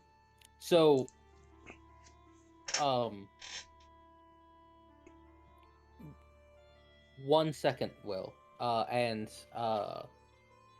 Lyron will walk over to the Griffin owner and ask him is there any rooms in this area that we could borrow for a bit? Rooms. Someplace enclosed, nowhere. Doesn't have to be fancy. And he's semi cowering behind his desk after Oh, right. Sorry. Lyron will also fish through his backpack and pull out a writ from the Duchess. Okay. Meaning his backpack. He's just like, oh, in that case, I'll just rifle through his stuff. And he's sort of just sidelong glances and just gestures. There's a tent nearby that's sort of attached to his to the griffin enclosures that he's got. So it seems to be from what you can see through the slim opening, there's mostly just grain and feed inside. He's like, Oh. I'll be as good as you get. I don't care if you're. That is more than plenty. I appreciate it. Do you mind if we borrow it for a moment? Will is leaning over and takes a look at that. You actually were on business from the Duchess? Yes. I thought you were pulling that out your butt. I imagine And the we should have told you earlier then. What's up, Brooke? I mean, we were at Duchess, and she did say that this is yet another thing we have to take care of. Yeah, but I thought that she was just kind of saying that. Nobles say all kinds of crap. You see, nobles speaking is one thing. Nobles wanting things done, they will help as they can. In either case, we were on Duchess duty. Huh. Sweet. Want me to take care of that? And she will lift up the... I think she's still unconscious. Crimson Cleaver contact. Yeah, she's unconscious, gagged, blindfolded, arms and legs tied up. Basically Will is hogtied. Will is just looking at her like, are we sure this isn't a fetish thing? Whatever. Yeah, speaking of Like, which, Flashcards banner. It was a Okay. little bit much. It's Yeah, not you a know, wall gag, jeez. I mean, just all I'll say is never ever Google image search hogtied. No, I don't. Just don't. Oh no. It's great. It's I just- immediately had to Google it because he told me not to. It's great. It's really I bad. had to Google it. He told me not. Will Yeah. takes her to True. 10. Yeah. So yeah, there's nearby it's 10. Yeah. When you go inside, you can see it's basically just loaded with feed for the, not just actually for the griffins. It looks like there's a cage full of living mice. That seems to be feed for something, and there's various like pellets and biscuits, and based on what you saw, the small animal enclosure nearby, and that there's a menagerie just next to that. It's probably feed for all the various animals of the carnival, the monster festival. Will is Could going I do a quick nature check, I suppose, to establish whether griffins would be more interested in grains or mice? Ooh, yeah, go for it. While he does that, Will is gonna ask her party with this chick like over one shoulder. Hey, you think we could convince these guys to give us some pets? Some of them were pretty cute. I do love a good old animal friend. Well, convince is one thing. It might be their livelihood. We might just have to pay for them. That's I think I agree Yes. with Burrow. I think the easiest way to convince someone is with lots of gold. And with a 16 nature check, Burrow would be pretty certain that they're meat eaters. I mean, look at that beak. There's no way that's designed to eat grain. Grain, Yeah. yeah. Yeah, It's exactly. like pecking the ground like a chicken. Yeah. So you're pretty certain some of these mice will be intended for the griffins. So, Brooke is Lido, like stack. I think that we left the discussion outside at what in the Tartarus was that? Okay, so DM problem, right? I have very little memory of last session, almost none. It's great. So Did you not take notes? do you know what notes I have ever taken? I just have like an entire list of things that says like goblin question mark. That's it. That's all the notes I've ever taken. Okay, so Next time, somebody who takes notes gets to wear the hat of disguise. Them's the rules. yeah. So Or last time, or previous episode, while we're having important RP, I don't drink so much. I mean that works too. So you What Last- did she tell me? last session basically she had worked out who you are based on you using the code phrase. She had then I think actually Potts even captured it in general when it happens, but yeah, let me grab the exact blurb that she would have said. But basically she was saying that down because Will wasn't there. yeah, she was basically saying there's a drop. Here we go. So don't react patchy, just reply to this message in your mind. Your pay is waiting at a drop point. Are the children ready for transport? Where? And you had said that they're in the sewers or something, and that, yeah, they're ready. And then you asked a bit about the forged medals, and she was like, yep, good, master. The green marcher will be pleased. And then because you'd answered favorably, she was like, good. head to the Octobar, order yourself a Kraken with 3 squirts of ink, take 2 sips and send it back. He'll show you to the drop point. Then you turned around and started punching her. Then you punch. So does Lyron tell us all that? Lyroon tells everyone that, especially Will, and he finishes it off with, I need to turn this music down. Really? I can barely hear it. Okay. It's This rhythm, it's just depending on you. So the important thing for Will right now is Octobar? but As in the one that we were in plain view of? Yeah. Octobar? Lyroon finishes it off to Will saying that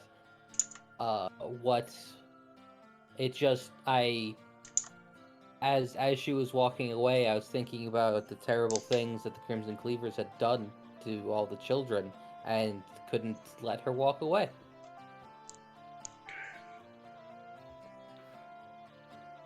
And now they might keep doing this crap because we can't catch them. Come on, buddy. Hopefully she'll have more information. Assuredly, she'll have more information about this Green Marcher. Alright.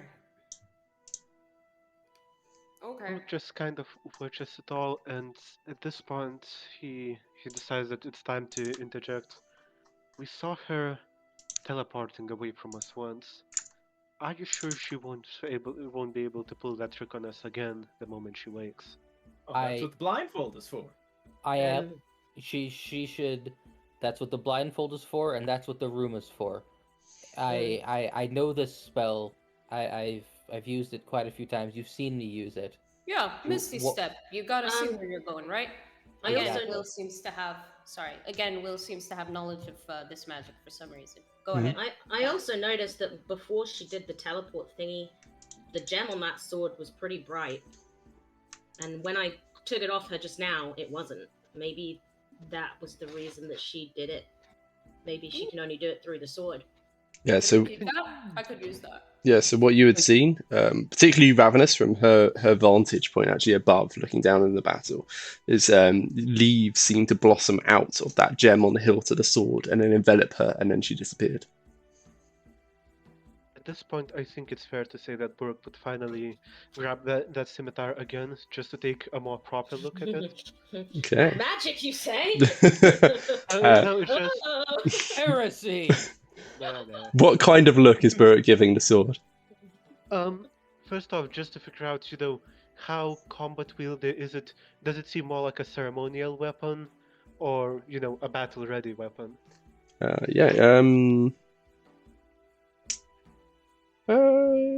Give me Tell you what, the paladin could use a Misty Step.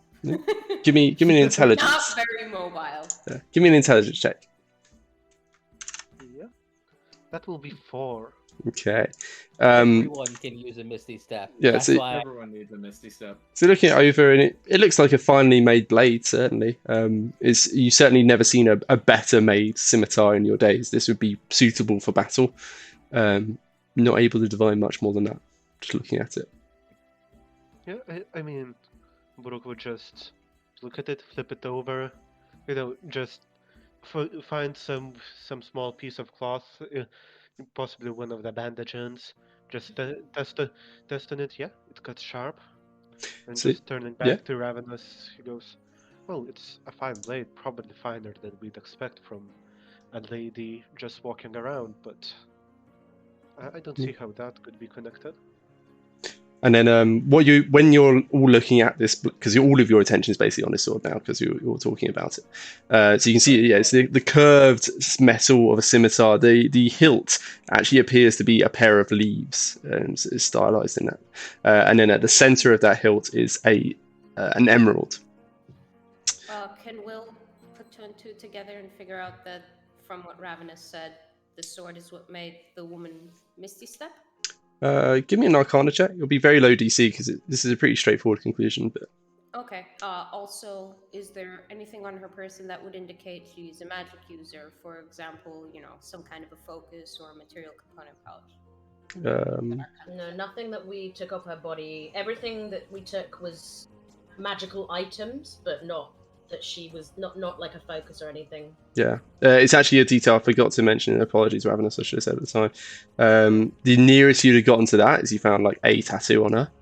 Oh. Because you did roll really high on that investigation check. So sorry, I should have mentioned this at the time.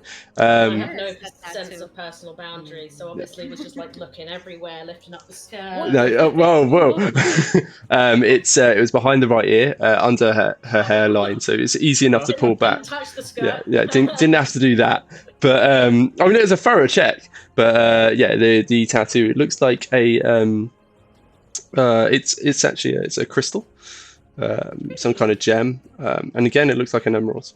Yeah, it's green tinted and it glows slightly, but you don't know if that would be a spellcasting focus or just a glowing tattoo or what.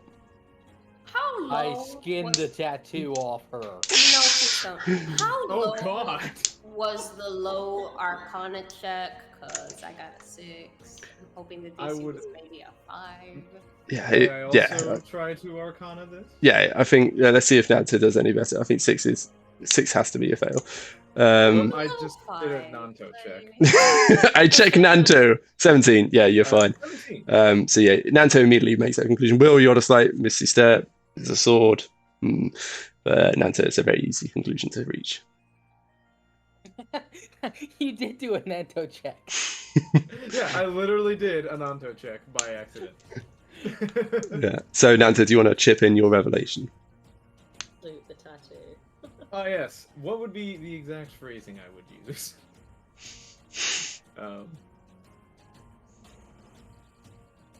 While he's thinking, can I make an Arcana check on the tattoo? You certainly may. Ravenous would have to point it out because she's the one who saw it. I just didn't tell her that she saw it until now. Okay, well, back at the time when you pointed that out, I go, oh, she's got a pretty shiny behind her ear. There we go. Okay, so yeah, go ahead. 13. It's annoying. I even wrote it down. I just got carried away in a moment. Lyroon has got an 8 hint. Yeah. 9 int. Wow, he's pretty snooty for somebody with a 9 int. Just saying, like. Damn. Yeah. So 13. It looks. I mean, it must be magical for it to be glowing. That's all you're able to tell. It doesn't seem like a spellcasting focus. None that you've ever seen. Scalp it. Take it to Victoria. Yeah. I mean, none of you have ever seen. In fact, none of you have ever seen a glowing tattoo before.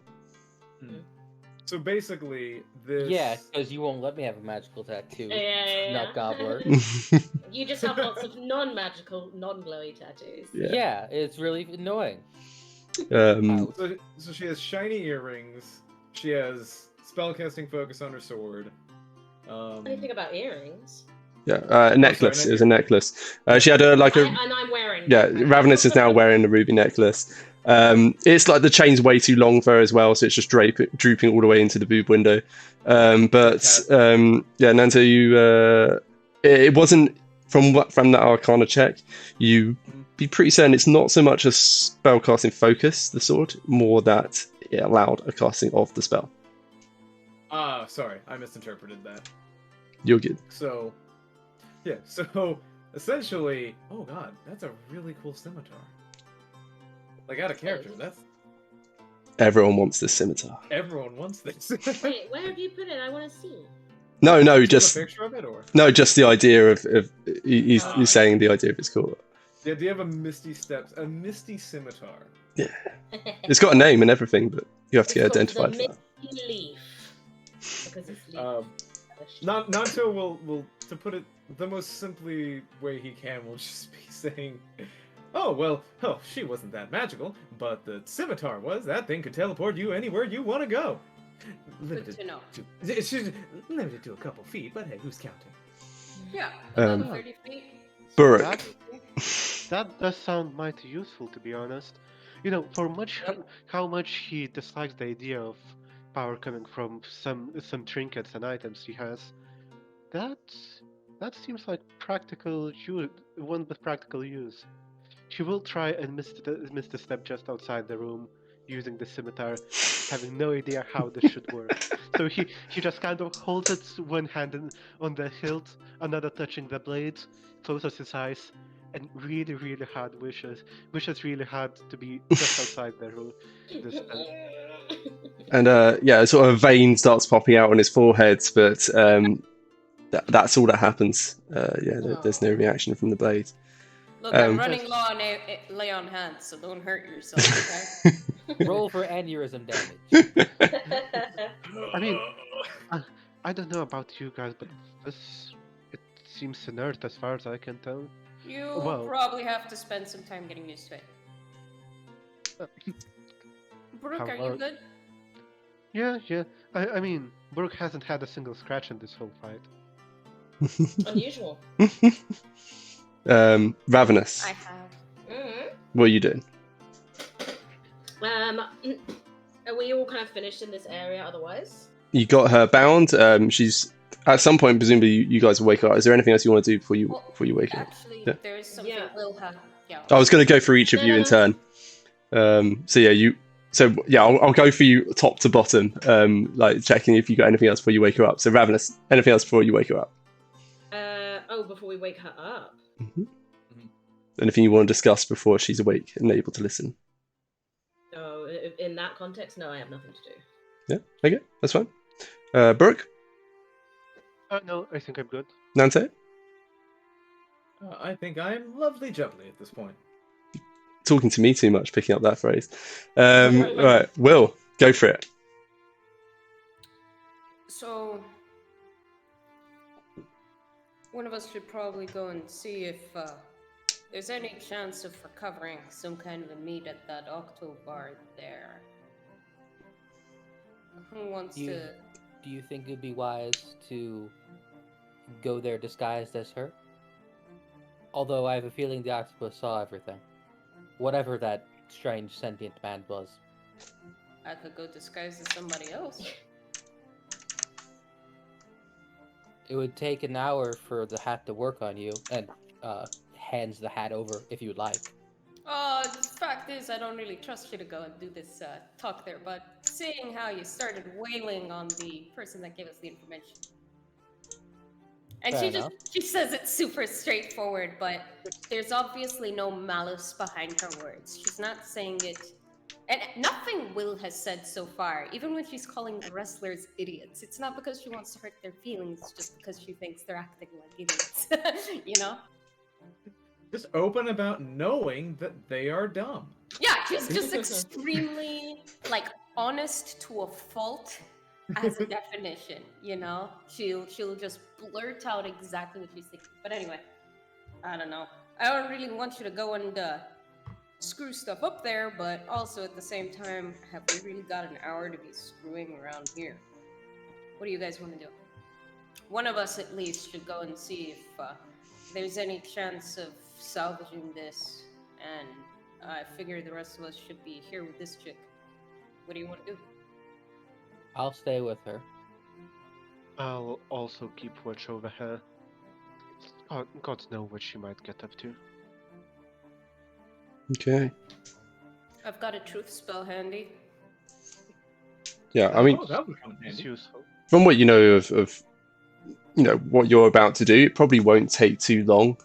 So I don't think you need to worry too much about missing your chance to talk to Octavio of Octobar. Octavio. I'm Oh, more worried. Will say it. I'm not so worried about us missing the meetup time as much as him having seen everything and them changing their plans real fast. You know what I mean? I do, and unfortunately the damage has already been done.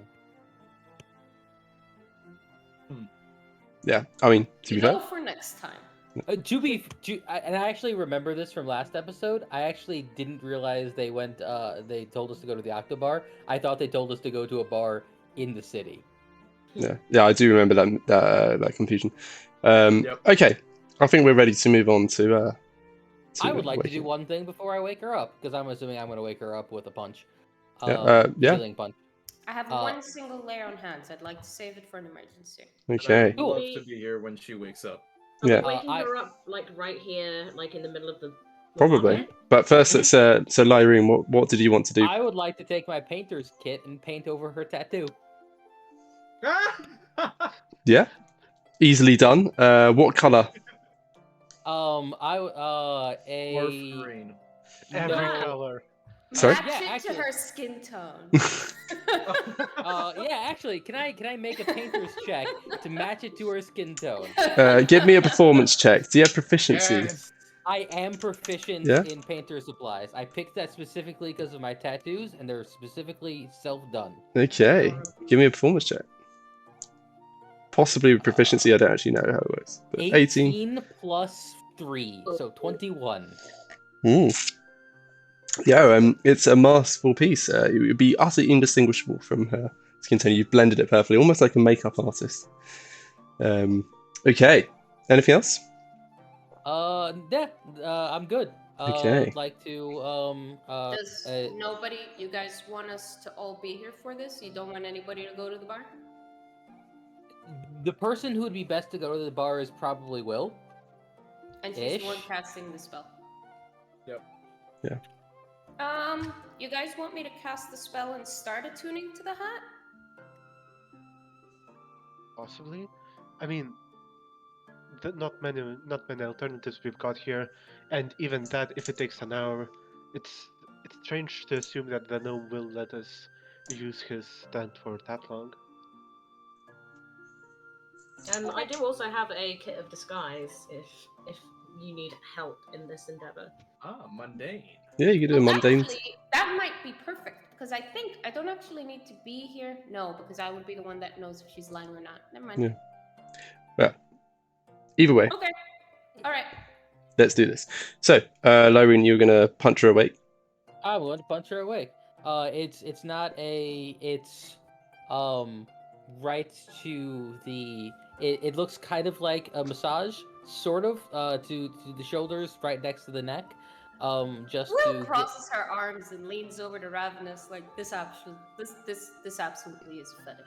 I don't care what he says anymore. and that's 5 health to her. Okay, so yeah, the minute the key energy flows into her, and you can't see her eyes open because of the blindfold. She can't speak, but you definitely see her suddenly buck, and you hear like, and yeah, she seems to be struggling, but bound, tied, blinded, and all the rest of it. What do you do? Draw the scimitar and have it ready at the moment's notice. You guys Lyra, ready?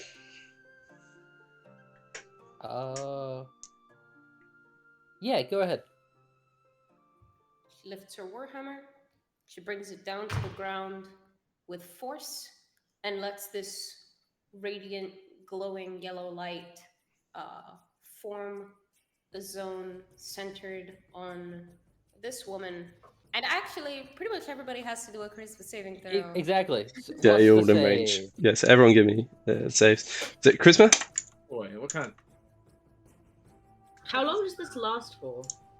10 minutes. 10 minutes, zone of truth. Okay. So while you're in the circle, you have, if you fail to save, you have to tell the truth. Now, that doesn't mean you have to answer the question. You can just not answer, or you can be a bit circumspect, but you can't outright lie. But whatever you do say has to be the truth.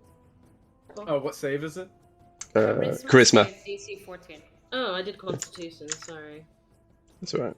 21. Charisma is a 17. Nice.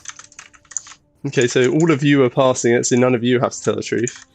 And Will knows that we have passed the save. And she got a nat 8, so yeah, she fails. And I don't feel like she's the kind of person who would lie anyway. so Will would know. Brutally honest at all times. No, sorry. The hooded lady. Oh, I thought you meant Will. No, sorry. Didn't But get you're through right. to say. Will is pretty honest. Yeah. At all Yeah, times. she Yeah. doesn't need. She is a body of truth. So yeah, Will, you would know that she's failed to save. She's obligated to tell the truth, but she can't speak at the minute. All right, so she's just gonna give the What others we a can thumbs up. hear. Mhm. So she can hear. Yeah, so you could work out some kind of yes/no system with grunts, certainly.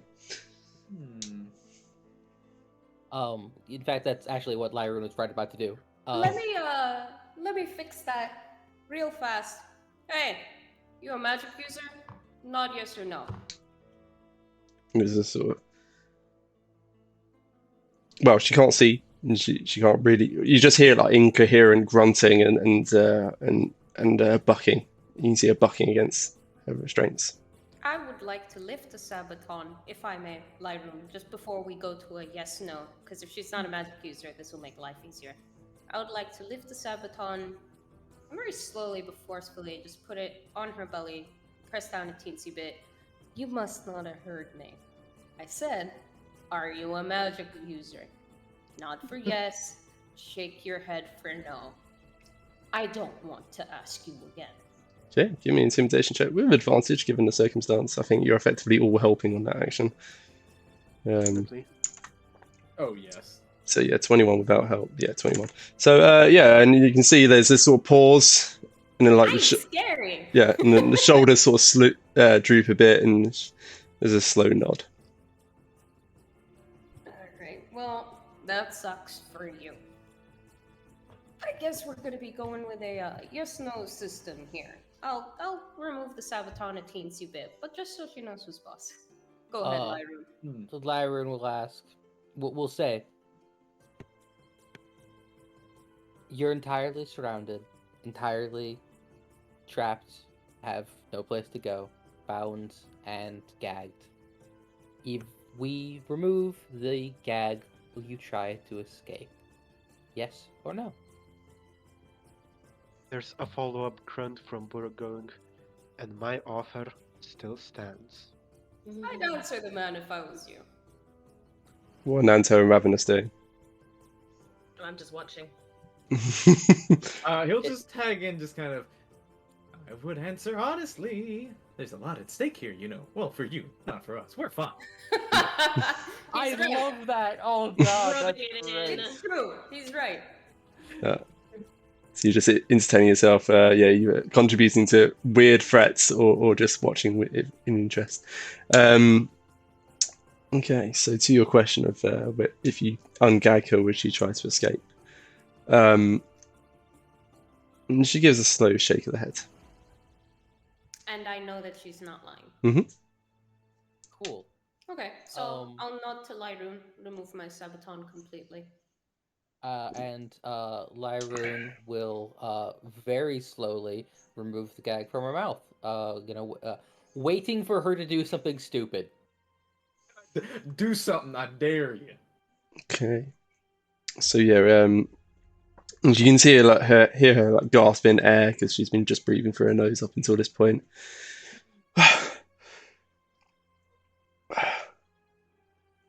Well, it seems something went awry.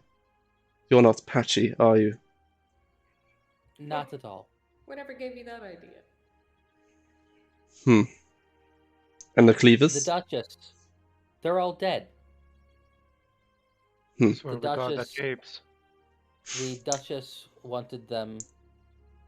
The Duchess of this fair town wanted them rooted out, as you can well imagine. Will actually gives you a worried look at that, but doesn't say anything because we're in the middle of an interrogation. Regrettable. Yeah, you seem real torn up. Let's say she did not take kindly to news of children being captured and tormented, and converted to God know what that was. Yes, I can imagine there would be few who would take kindly to Rat such babies, things. right? That's what that was? You're Oh, talking yes, about the rat babies? Yes. Right, yeah, the rat babies. No, Still that's gotta hear babies. the full story, but some other time. Actually, maybe this is the time. Miss, would you mind explaining what in the world were you doing to those children and why? I was doing nothing to them. And yet they were being converted on your orders. Your friends, come on, the people that you're working with.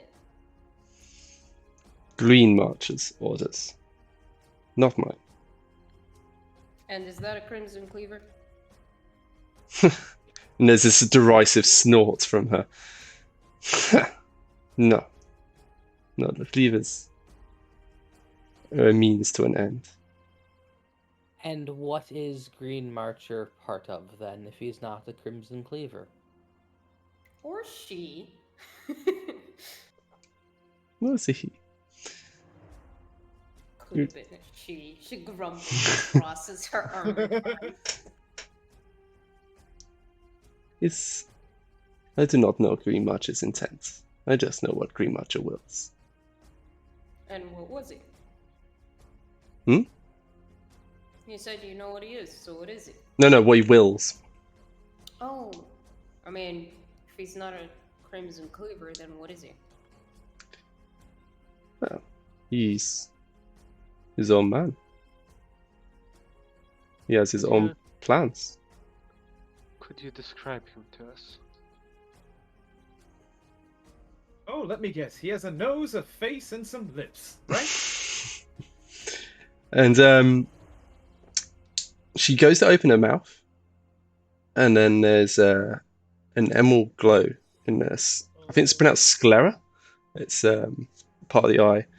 But the black bits of the eye base. No, the outer colourful bits. Is it the white bits? I don't know. Part of the eye. It's the white bits. The whites of the eyes glow emerald, and it's sort of blazing out of her eyes. And then she just twitches. This is not a question I can answer. I'm sorry at that point. I'm really sorry, it's going to ruin things. But Brooke has been nervous. Yeah, I have been nervously watching for her to try and cast something. I believe this is a slash. Can we even see that glow through the bandages? Yeah, you'd see it spilling out. I mean, they're white bandages, so that. Give me an advantage. I told you I was saving a point of lay on hands for an emergency. Yeah, she'll get this. Well, we'll see. Burke, give me an advantage attack roll. Let's make it with a spear and just change the damage if needed. Yeah. That's a net 20. But you didn't roll amazing on the damage rolls. Yeah, but I assume you're not putting a maneuver or anything on that. No, it's already more than she's been healed for. Yeah. So just it was hanging over her neck, was it? Yeah, it's basically just above her. Yeah. So the scimitar just neatly severs the spinal cord, and she just boonk. The glow still emanates from the eyes. No. Yeah, and give me. Let me just check. I would like to lay on hands. Yeah. Just before you. Oh, sorry, go ahead. That was quite lethal. Yeah, I imagine so. So give me one moment. I'm just checking the arrangement. I mean, lay on hands works even if you're dead, so long as you're not dead. Yeah. No, it's less that. It's something else I wanted to check about what you guys noticed. It's just because Burke said that it was lethal. Like, Yeah.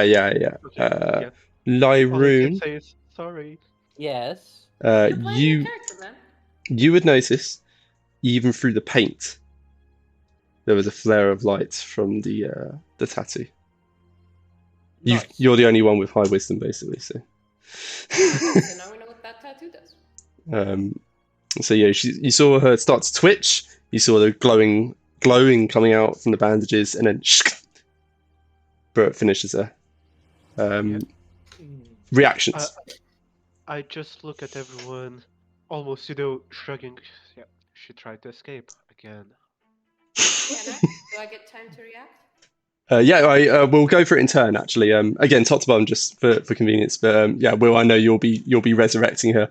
Ravenous, how do you react to watching the glowing green eyes, and then Burke just immediately? Ravenous just like, as soon as he puts this spear through this woman and she flops, her eyes just widen, and she just literally marches straight up to him, shoves him in the chest, and says, "What are you doing?" Okay. You guys give me contested athletic checks. Meanwhile, Nanto. She shoves him and he doesn't move at all.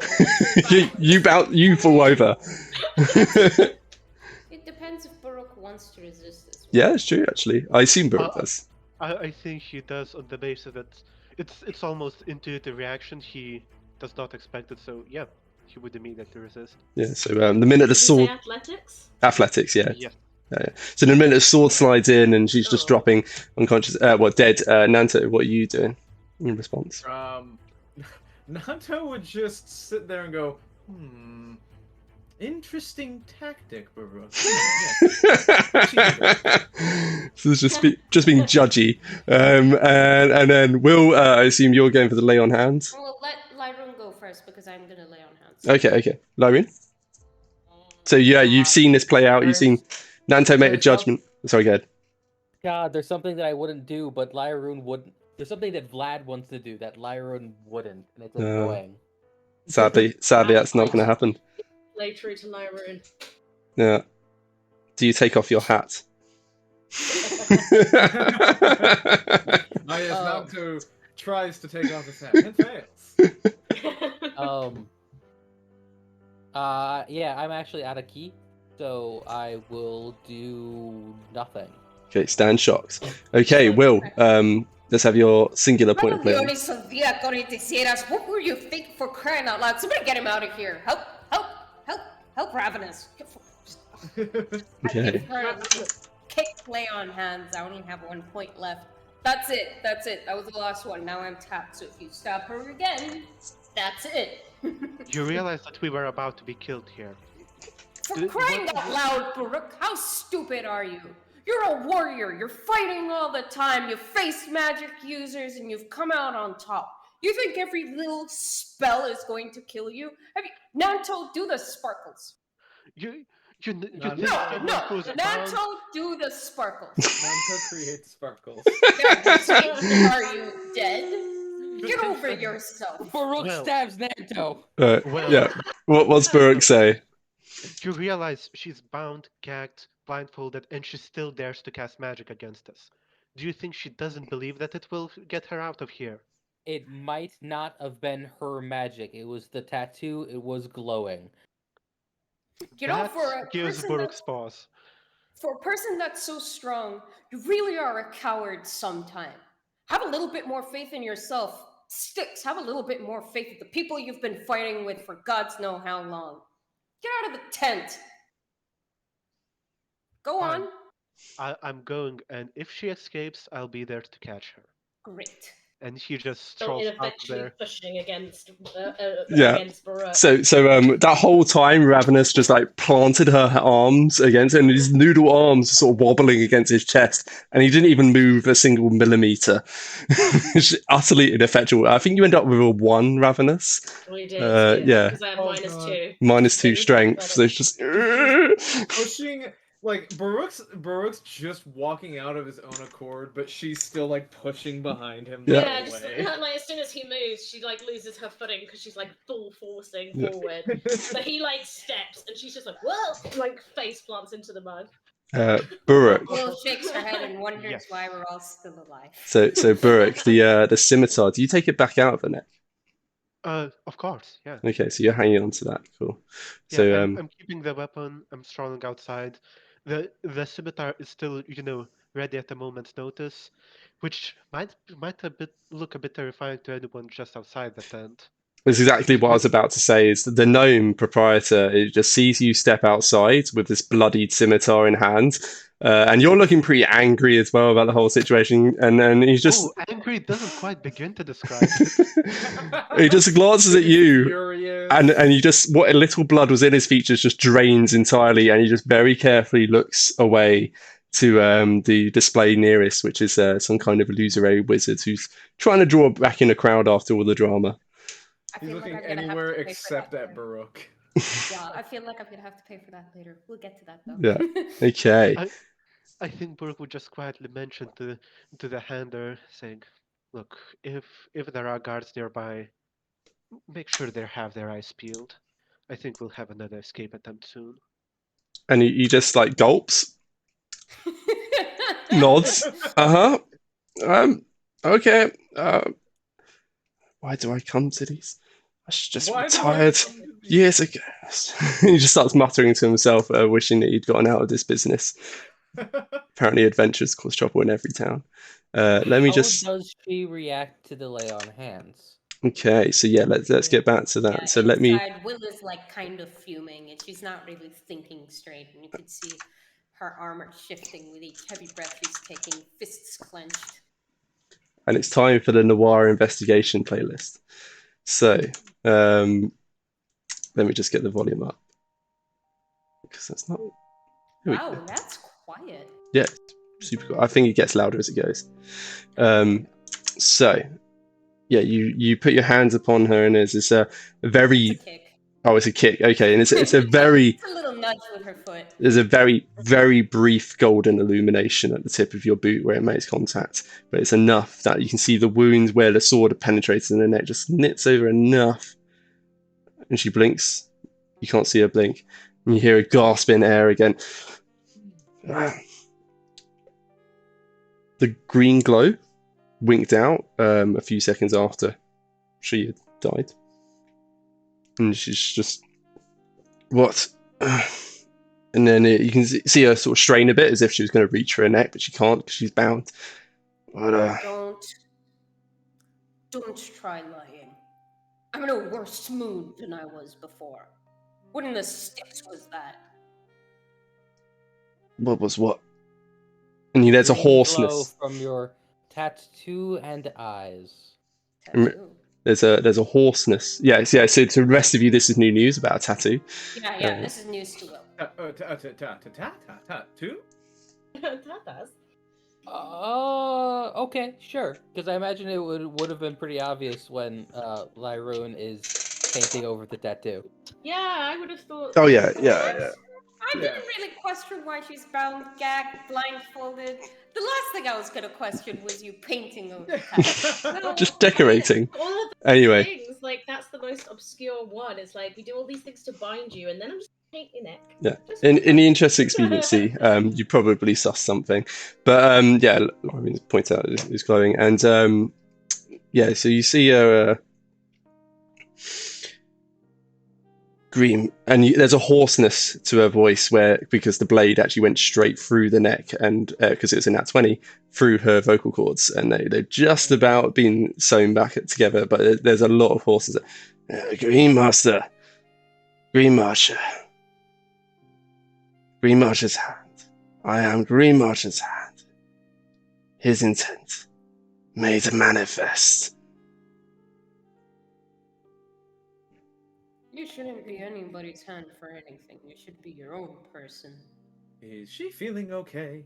And because of that, I'm gonna turn around and say that you're responsible for your own damn actions. What's all this about the tattoo? What Green Marchers? Is this? It's a reflection of my being his will. By choice? Choice is irrelevant. No, choice is actually the only thing we got. Everyone has a choice. Yep, what he said. So answer the damn question. You want to be this guy's will? I have no wants. You're not. She's gonna lean down and like grab this woman by the cloak right above the boob window and hoist her up.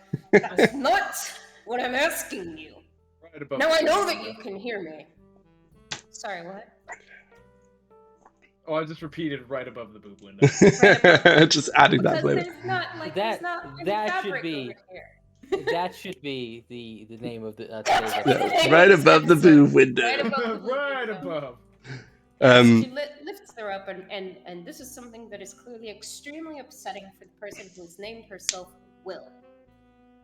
Are you doing this by choice or not?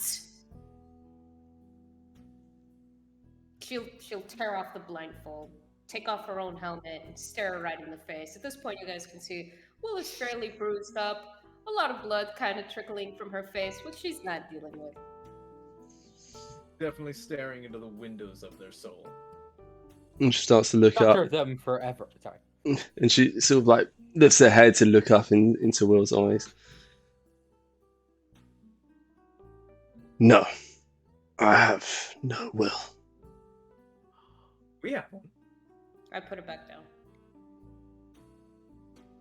Lyroon, is there a way to fix this?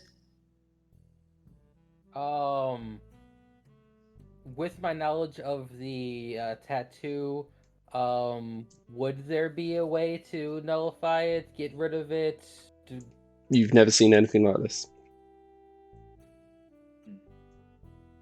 I'm still leaning towards the, cutting it out.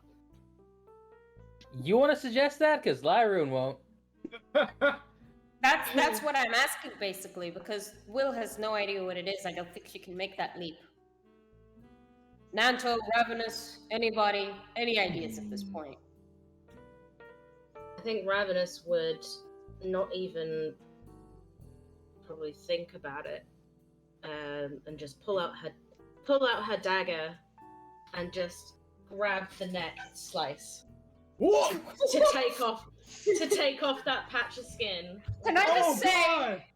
non-lethally, please? Oh god! I don't have any laser hands left. Oh, she's awake. Non-lethally. Yeah, give me all of that. My other idea was to use primal savagery and just go around it and pull. And acid comes up. Acid damage. I feel like And we're then no straight longer you the will good run out guys. of people inside the tent. We're no longer the good guys when we're filleting people's necks and severing vocal cords. I'm just gonna throw that out there. You're not wrong. Are we the I good just wanted to guys? beat her up. Oh god! This is gonna take a little bit of what would you say rolling wise? So it's give me an advantage dagger attack. Oh, I mean, I hope this works. Otherwise, we're gonna have a seriously unhappy hostage. Oh god! I just poke her a it bit. shows her we're not playing. No Not even kidding. killed. We Brought back killed to this life, chick 3 and then times. named. Yeah, I kind of thought that was already assumed. Sorry, Sam. What was it I rolled? It's a dagger. So exclamation point 8. Oh, actually, on the sheet you should have dagger as a thing you can do. And it's a dagger attack, but at advantage. I like this music. I don't Yeah. I'm just gonna do it in. Yeah, just- because I. Just let's see if it's. Hang on, I'll write the code for you.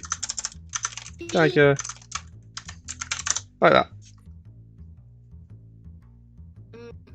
Nice bass guitar. Everyone loves a bit of bass. There you go. Nat 20. Nat 20 dagger stabbing. But it's only 6 damage, and but she only has 1 health point, right? No, Yeah. Never mind. Yeah. Yeah, she's got one. Just get the 1. So yeah, you but I think with a nat 20, I'll allow, because you're not actually trying to stab her to death. You're trying to carefully just take cut off. this. So I think I'll allow this. Because if she dies again, I will throw Ravenous at Brooke I outside was the literally tent gonna at be this like, if point. she died, I was gonna be like, I'll show myself out. Yeah. And Yeah. just walk Yeah. out the tent. So like Do Ravenous. you have any spell slots left for healing word? I have a healing word, yes. Oh Yeah. my god. So yeah, Ravenous just plucks up this dagger, welds it in her hand, and then just immediately steps forward, pinches that piece of tattoo skin, and where you make contact with your fingers, it is warm to the touch, like far too warm for any kind of human flesh. Put the dagger to the corner, you just cut it free, Oh. and then there's a blade. But where you cut it free, you can see there's the same tattoo right beneath it. It actually goes beyond skin deep into the muscle tissue, Oh my into the actual God. flesh, and it begins spreading. Oh, wait, the tattoo is... It's now spreading. Danto is just gonna say, alright, well, now would be a good time to run, I think. No. This isn't right. Ravenous foot. I just grab like the piece of hanging material I have at the bottom of my dress, just hold it against the neck to stop any bleeding. Like, it goes further than the skin. Would I be able to, like, Arcana to see why it is spreading? You can certainly I'm try. worrying that she's about to transform into a horrible thing, and Will is going to be really upset about the death of this woman that is going to be on our hands. 21. Make 21. a perception check to see if the tattoo that is being held by Ravenous is also spreading to Oh, Ravenous. Yeah, good question. Go ahead and give me a perception check. Nanto, the Arcana check. So yeah, you can see it spreading. It seems to be, from what I mean, you've never seen anything like this, but you have some knowledge of the arcane. As best you can tell, this would be some kind of fail-safe mechanism. Well, yes, but like, could I glean what it's doing? Spreading its Or, influence wherever it does, it seems to influence. Like based on how it intervenes when she was about to answer a certain question, it's now spreading after it's been cut free. I think you'd be able to safely conclude it's not going to do anything good. It's probably a reaction to it being cut free, and that is to make sure something doesn't happen. Okay, so I do not know what's going to happen. I mean, you're not familiar with the magic, so you're not really able to conclude. All you know is that it's spreading. You know it's got something to do with stopping her from answering certain questions. Cutting it free seems to have provoked a much stronger reaction.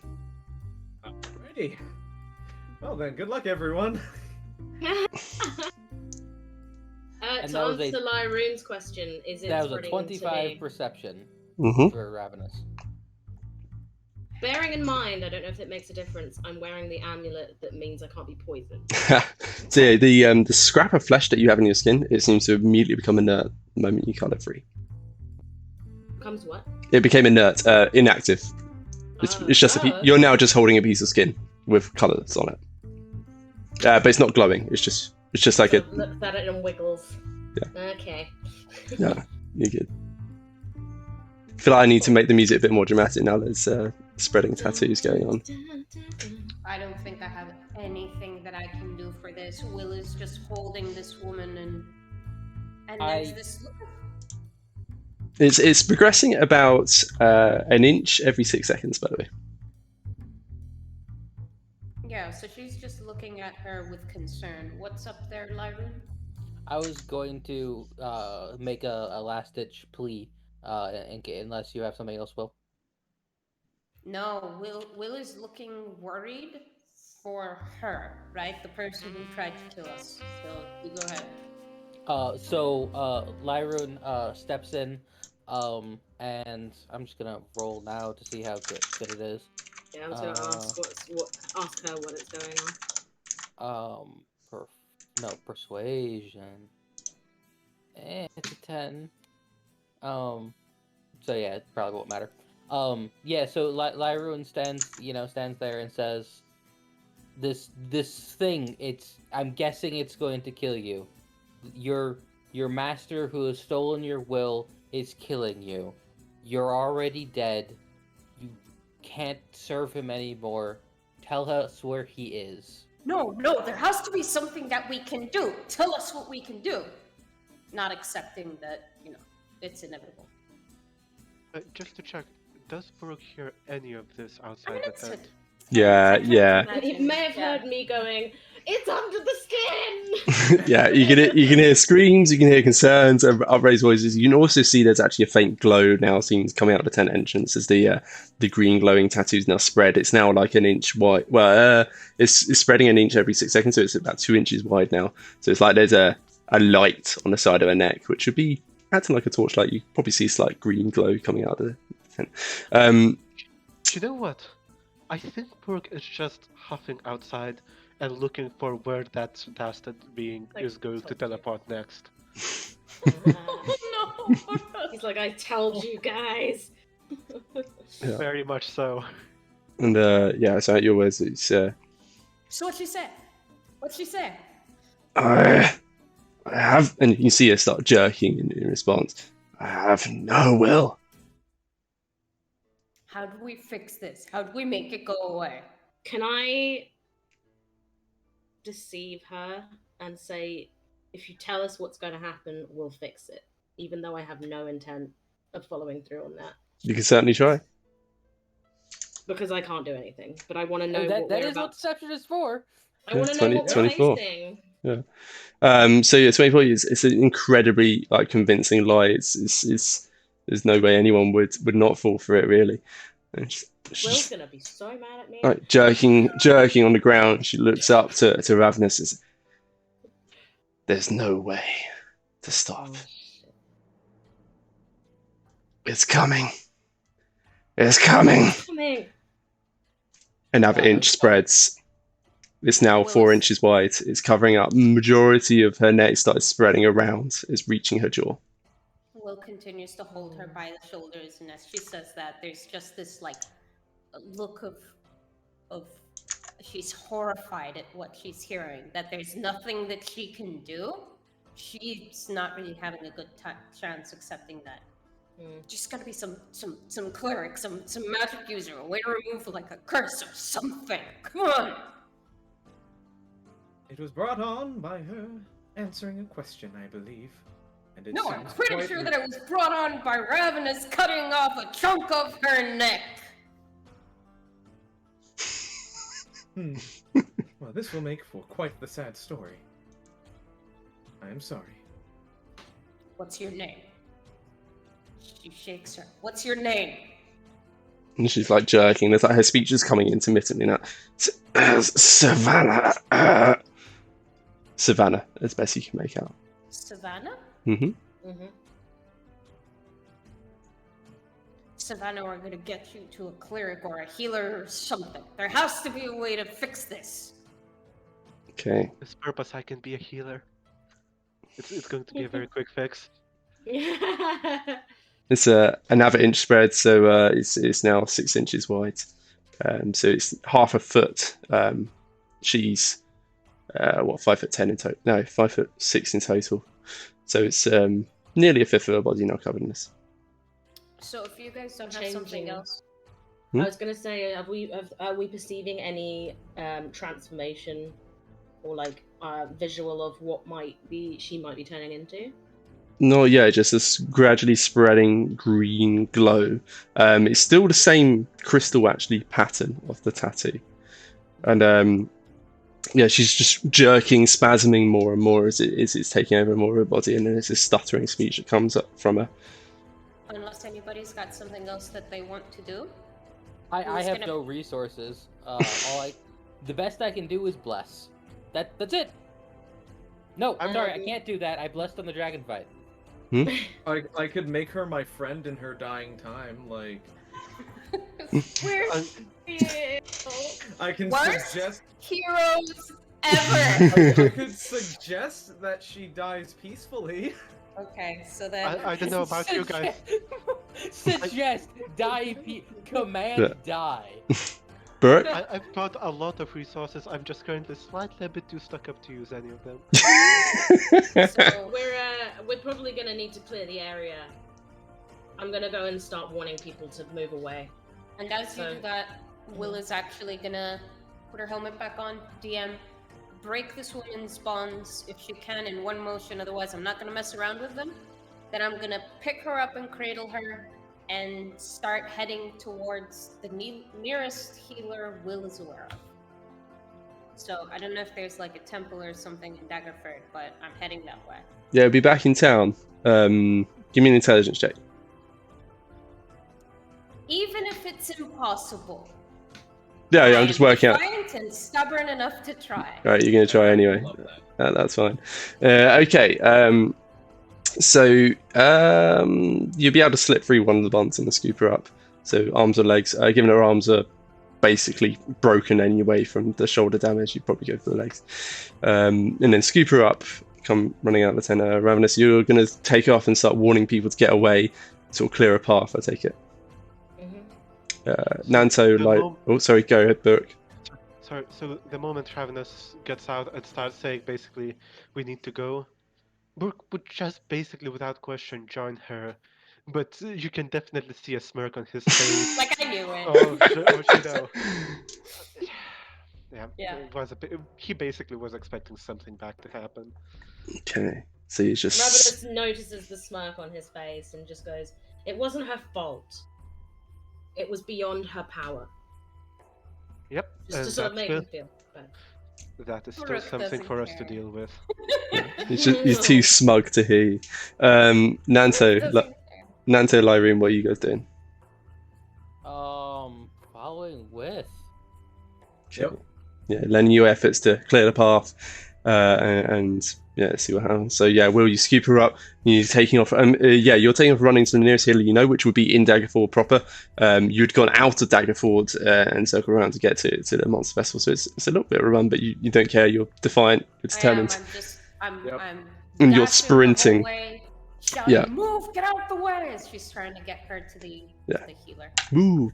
Get out of the way. So yeah, and yeah, seeing people have seen the drama moments before and would give you a clear berth anyway. Seeing someone with a rapidly growing green glow spreading across their body and you seeming quite panicked, yeah, that's enough to clear a path pretty quickly, particularly then with the backup of Ravenous, Nanto, Lyrene and Burke also trying to contribute to that effort. And yeah, you're just running clank, clank, clank, clank, straight towards, there's that fire-breathing faux dragon's head over the bridge. You're able to reach that far. By the time you reach there, that's about 2 rounds worth of movement, maybe 3.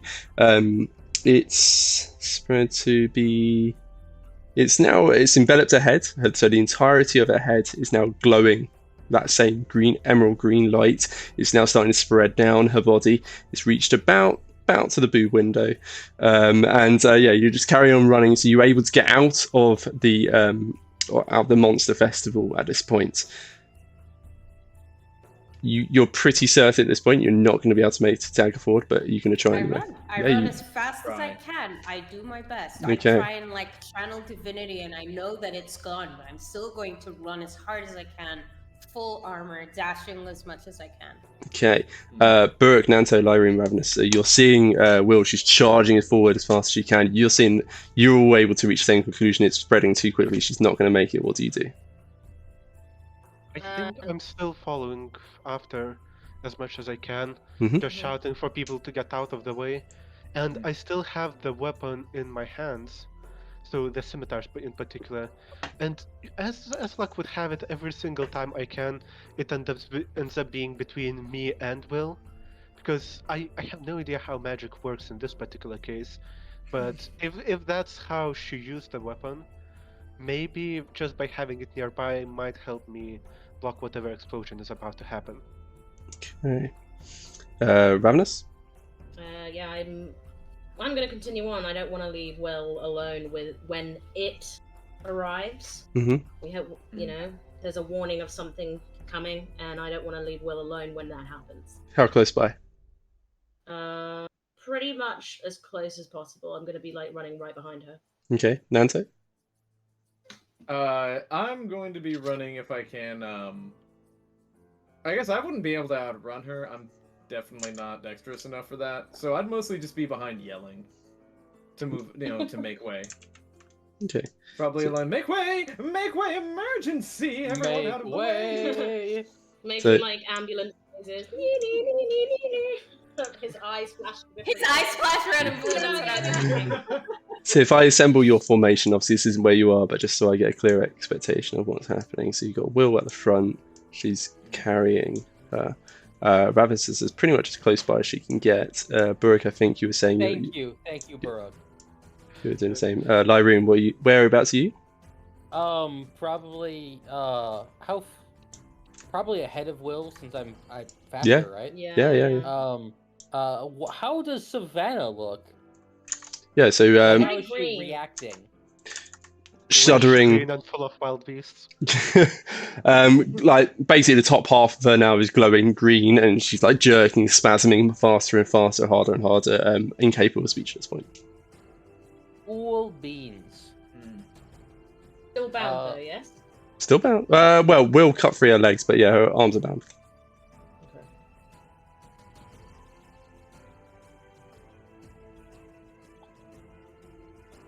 Does nothing.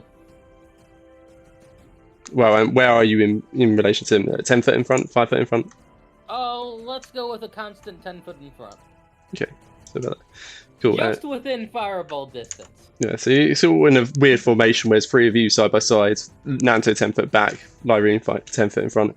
Okay, so you charge your way out of the gates of the Monster Festival, and you're charging. You mostly are making your way away from Dagford at first again, reach a switchback path to head back to Dagford, and it's at the junction that finally the green glowing essence finally finishes enveloping her. Savannah, stay with me. Come on, I'm gonna get you to a cleric. Can you hear me? I don't And, want to go. And yeah, it's just this. And then she goes, I'm here. And she's just continually jerking your arms and just unable to articulate. And it is the only words you're able to hear. And then there's this. The body abruptly shifts in your arms. It seems to contract, sort of sucking inwards. All the limbs folding into her body, sucking inwards until it forms into this almost spherical, gelatinous form. And then there's this.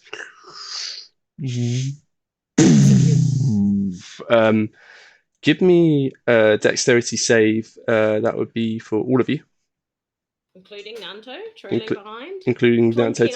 10 feet behind, 10 feet in front. Yeah, you're in me. Alright, my wonderful dex. That's a 4. Okay. Uno momento, por favor. I got I'm a 4, proficient in that, by the way. Yeah, I've got a proficiency of 3, and I got a 7 overall. Yeah, whatever is happening, I am assuming that the sword does play a crucial part in it. It's totally not just because I rolled 18 dex. Yep, has to be magic. That's how it Has to be works. magic, and it's so disappointing when you roll ones on a damage roll.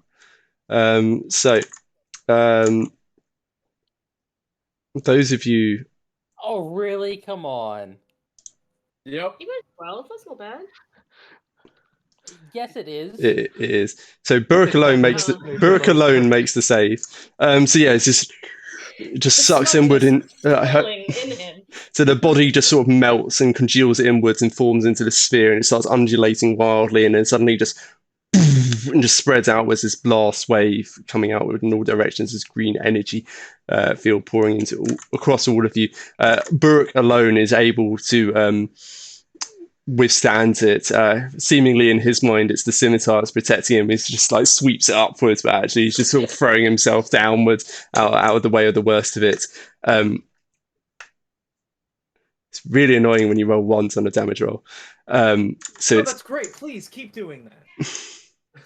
It's a whopping 9 damage for those who fail the save. And so those who pass the save, it's a half damage. So yeah, Burke, you only take 3 damage. The rest of you take 9 damage. As this blast wave washes out over you. 3 or 4? Yeah, sorry? Should be 4. Oh, sorry, 4. Yeah, half of 9 is 4.5. So it's 4 for Burke. Knocks you all to the ground, and that green orb. So yeah, Will, you are knocked to the ground. Will, didn't both Will and Baroque? Never mind. Sorry, Will, didn't you have temp HP? I did it. Just subtracted from it. I had 9 plus 8 cool. temp. Awesome. Okay. And then the sphere remains in the air. So you're blasted to the ground. It's forced from your hands, and it's just floating above you, and it starts rising upwards and expanding. I rolled a 14 athletics just to try and hang on. I don't know if that does anything. Yeah, I think because you failed the dex save, you're being blasted away from it. But yeah, it starts rising upward, and the sphere starts expanding. So it's like an explosive sphere of ooze? Will's immediate reaction is going to be, get everybody out of here! Yeah. We're in between everything, right? Yeah. You're outside of the festival. You're marching towards that. Well, trying to march away. You're on the road on the way to Dagford, essentially. So there was this. It turned into like a sort of sphere of ooze. Reached a certain condensing point, blasted outwards in a blast wave. It seemed that it didn't quite work as intended because of so many ones on damage roll, and then it started rolling up, floating upwards into the air and expanding. So I will try and get everybody to stand back. So one arm out for Ravenous, one to Baruch, trying to back up from it, stand up from prone, obviously. Mm-hmm. So yeah, you can get out from prone, you start moving back as best you can. With the others, that's important. When you look at it as expanding, you can see that core center of floating sphere seems to stay the same. It's more like there's a sort of influence that's exerted outwards from it, something extending beyond that central sphere. And as you look at it, give me history checks. Burke, Nanto, Lyroon, and Ravenous. Sorry, Will, you're the only one who hasn't seen one of these. 18. Okay. So yeah, Nanto, immediately you're able to recognize this as it's floating up, and you can see there's 19. amazing history checks all around. You don't recognize this influence that's spreading outward from it and creating this essence, but you can see what's in the center, this gelatinous sort of spherical form that seems to then solidify, and you can see there's glowing lights across its form. This looks just like one of the crystals that you've seen that have been awakening the various vegetations across the Daggerford area. And I Oh. shoot it with a bow and arrow. Well, so you can see it rising up. Nanto would like to yell, "Everyone, get your vegetables out of here! It's too dangerous for them!" Will is Oh pretty my sure- god. Oh my Will is god, pretty Fox, sure you are that just the she's best. concussed because she thinks that she heard Nanto ask them to get their vegetables out of here. So she's Well, he like, quite did. Yeah. "Oh, I have a concussion. That couldn't have been what he said.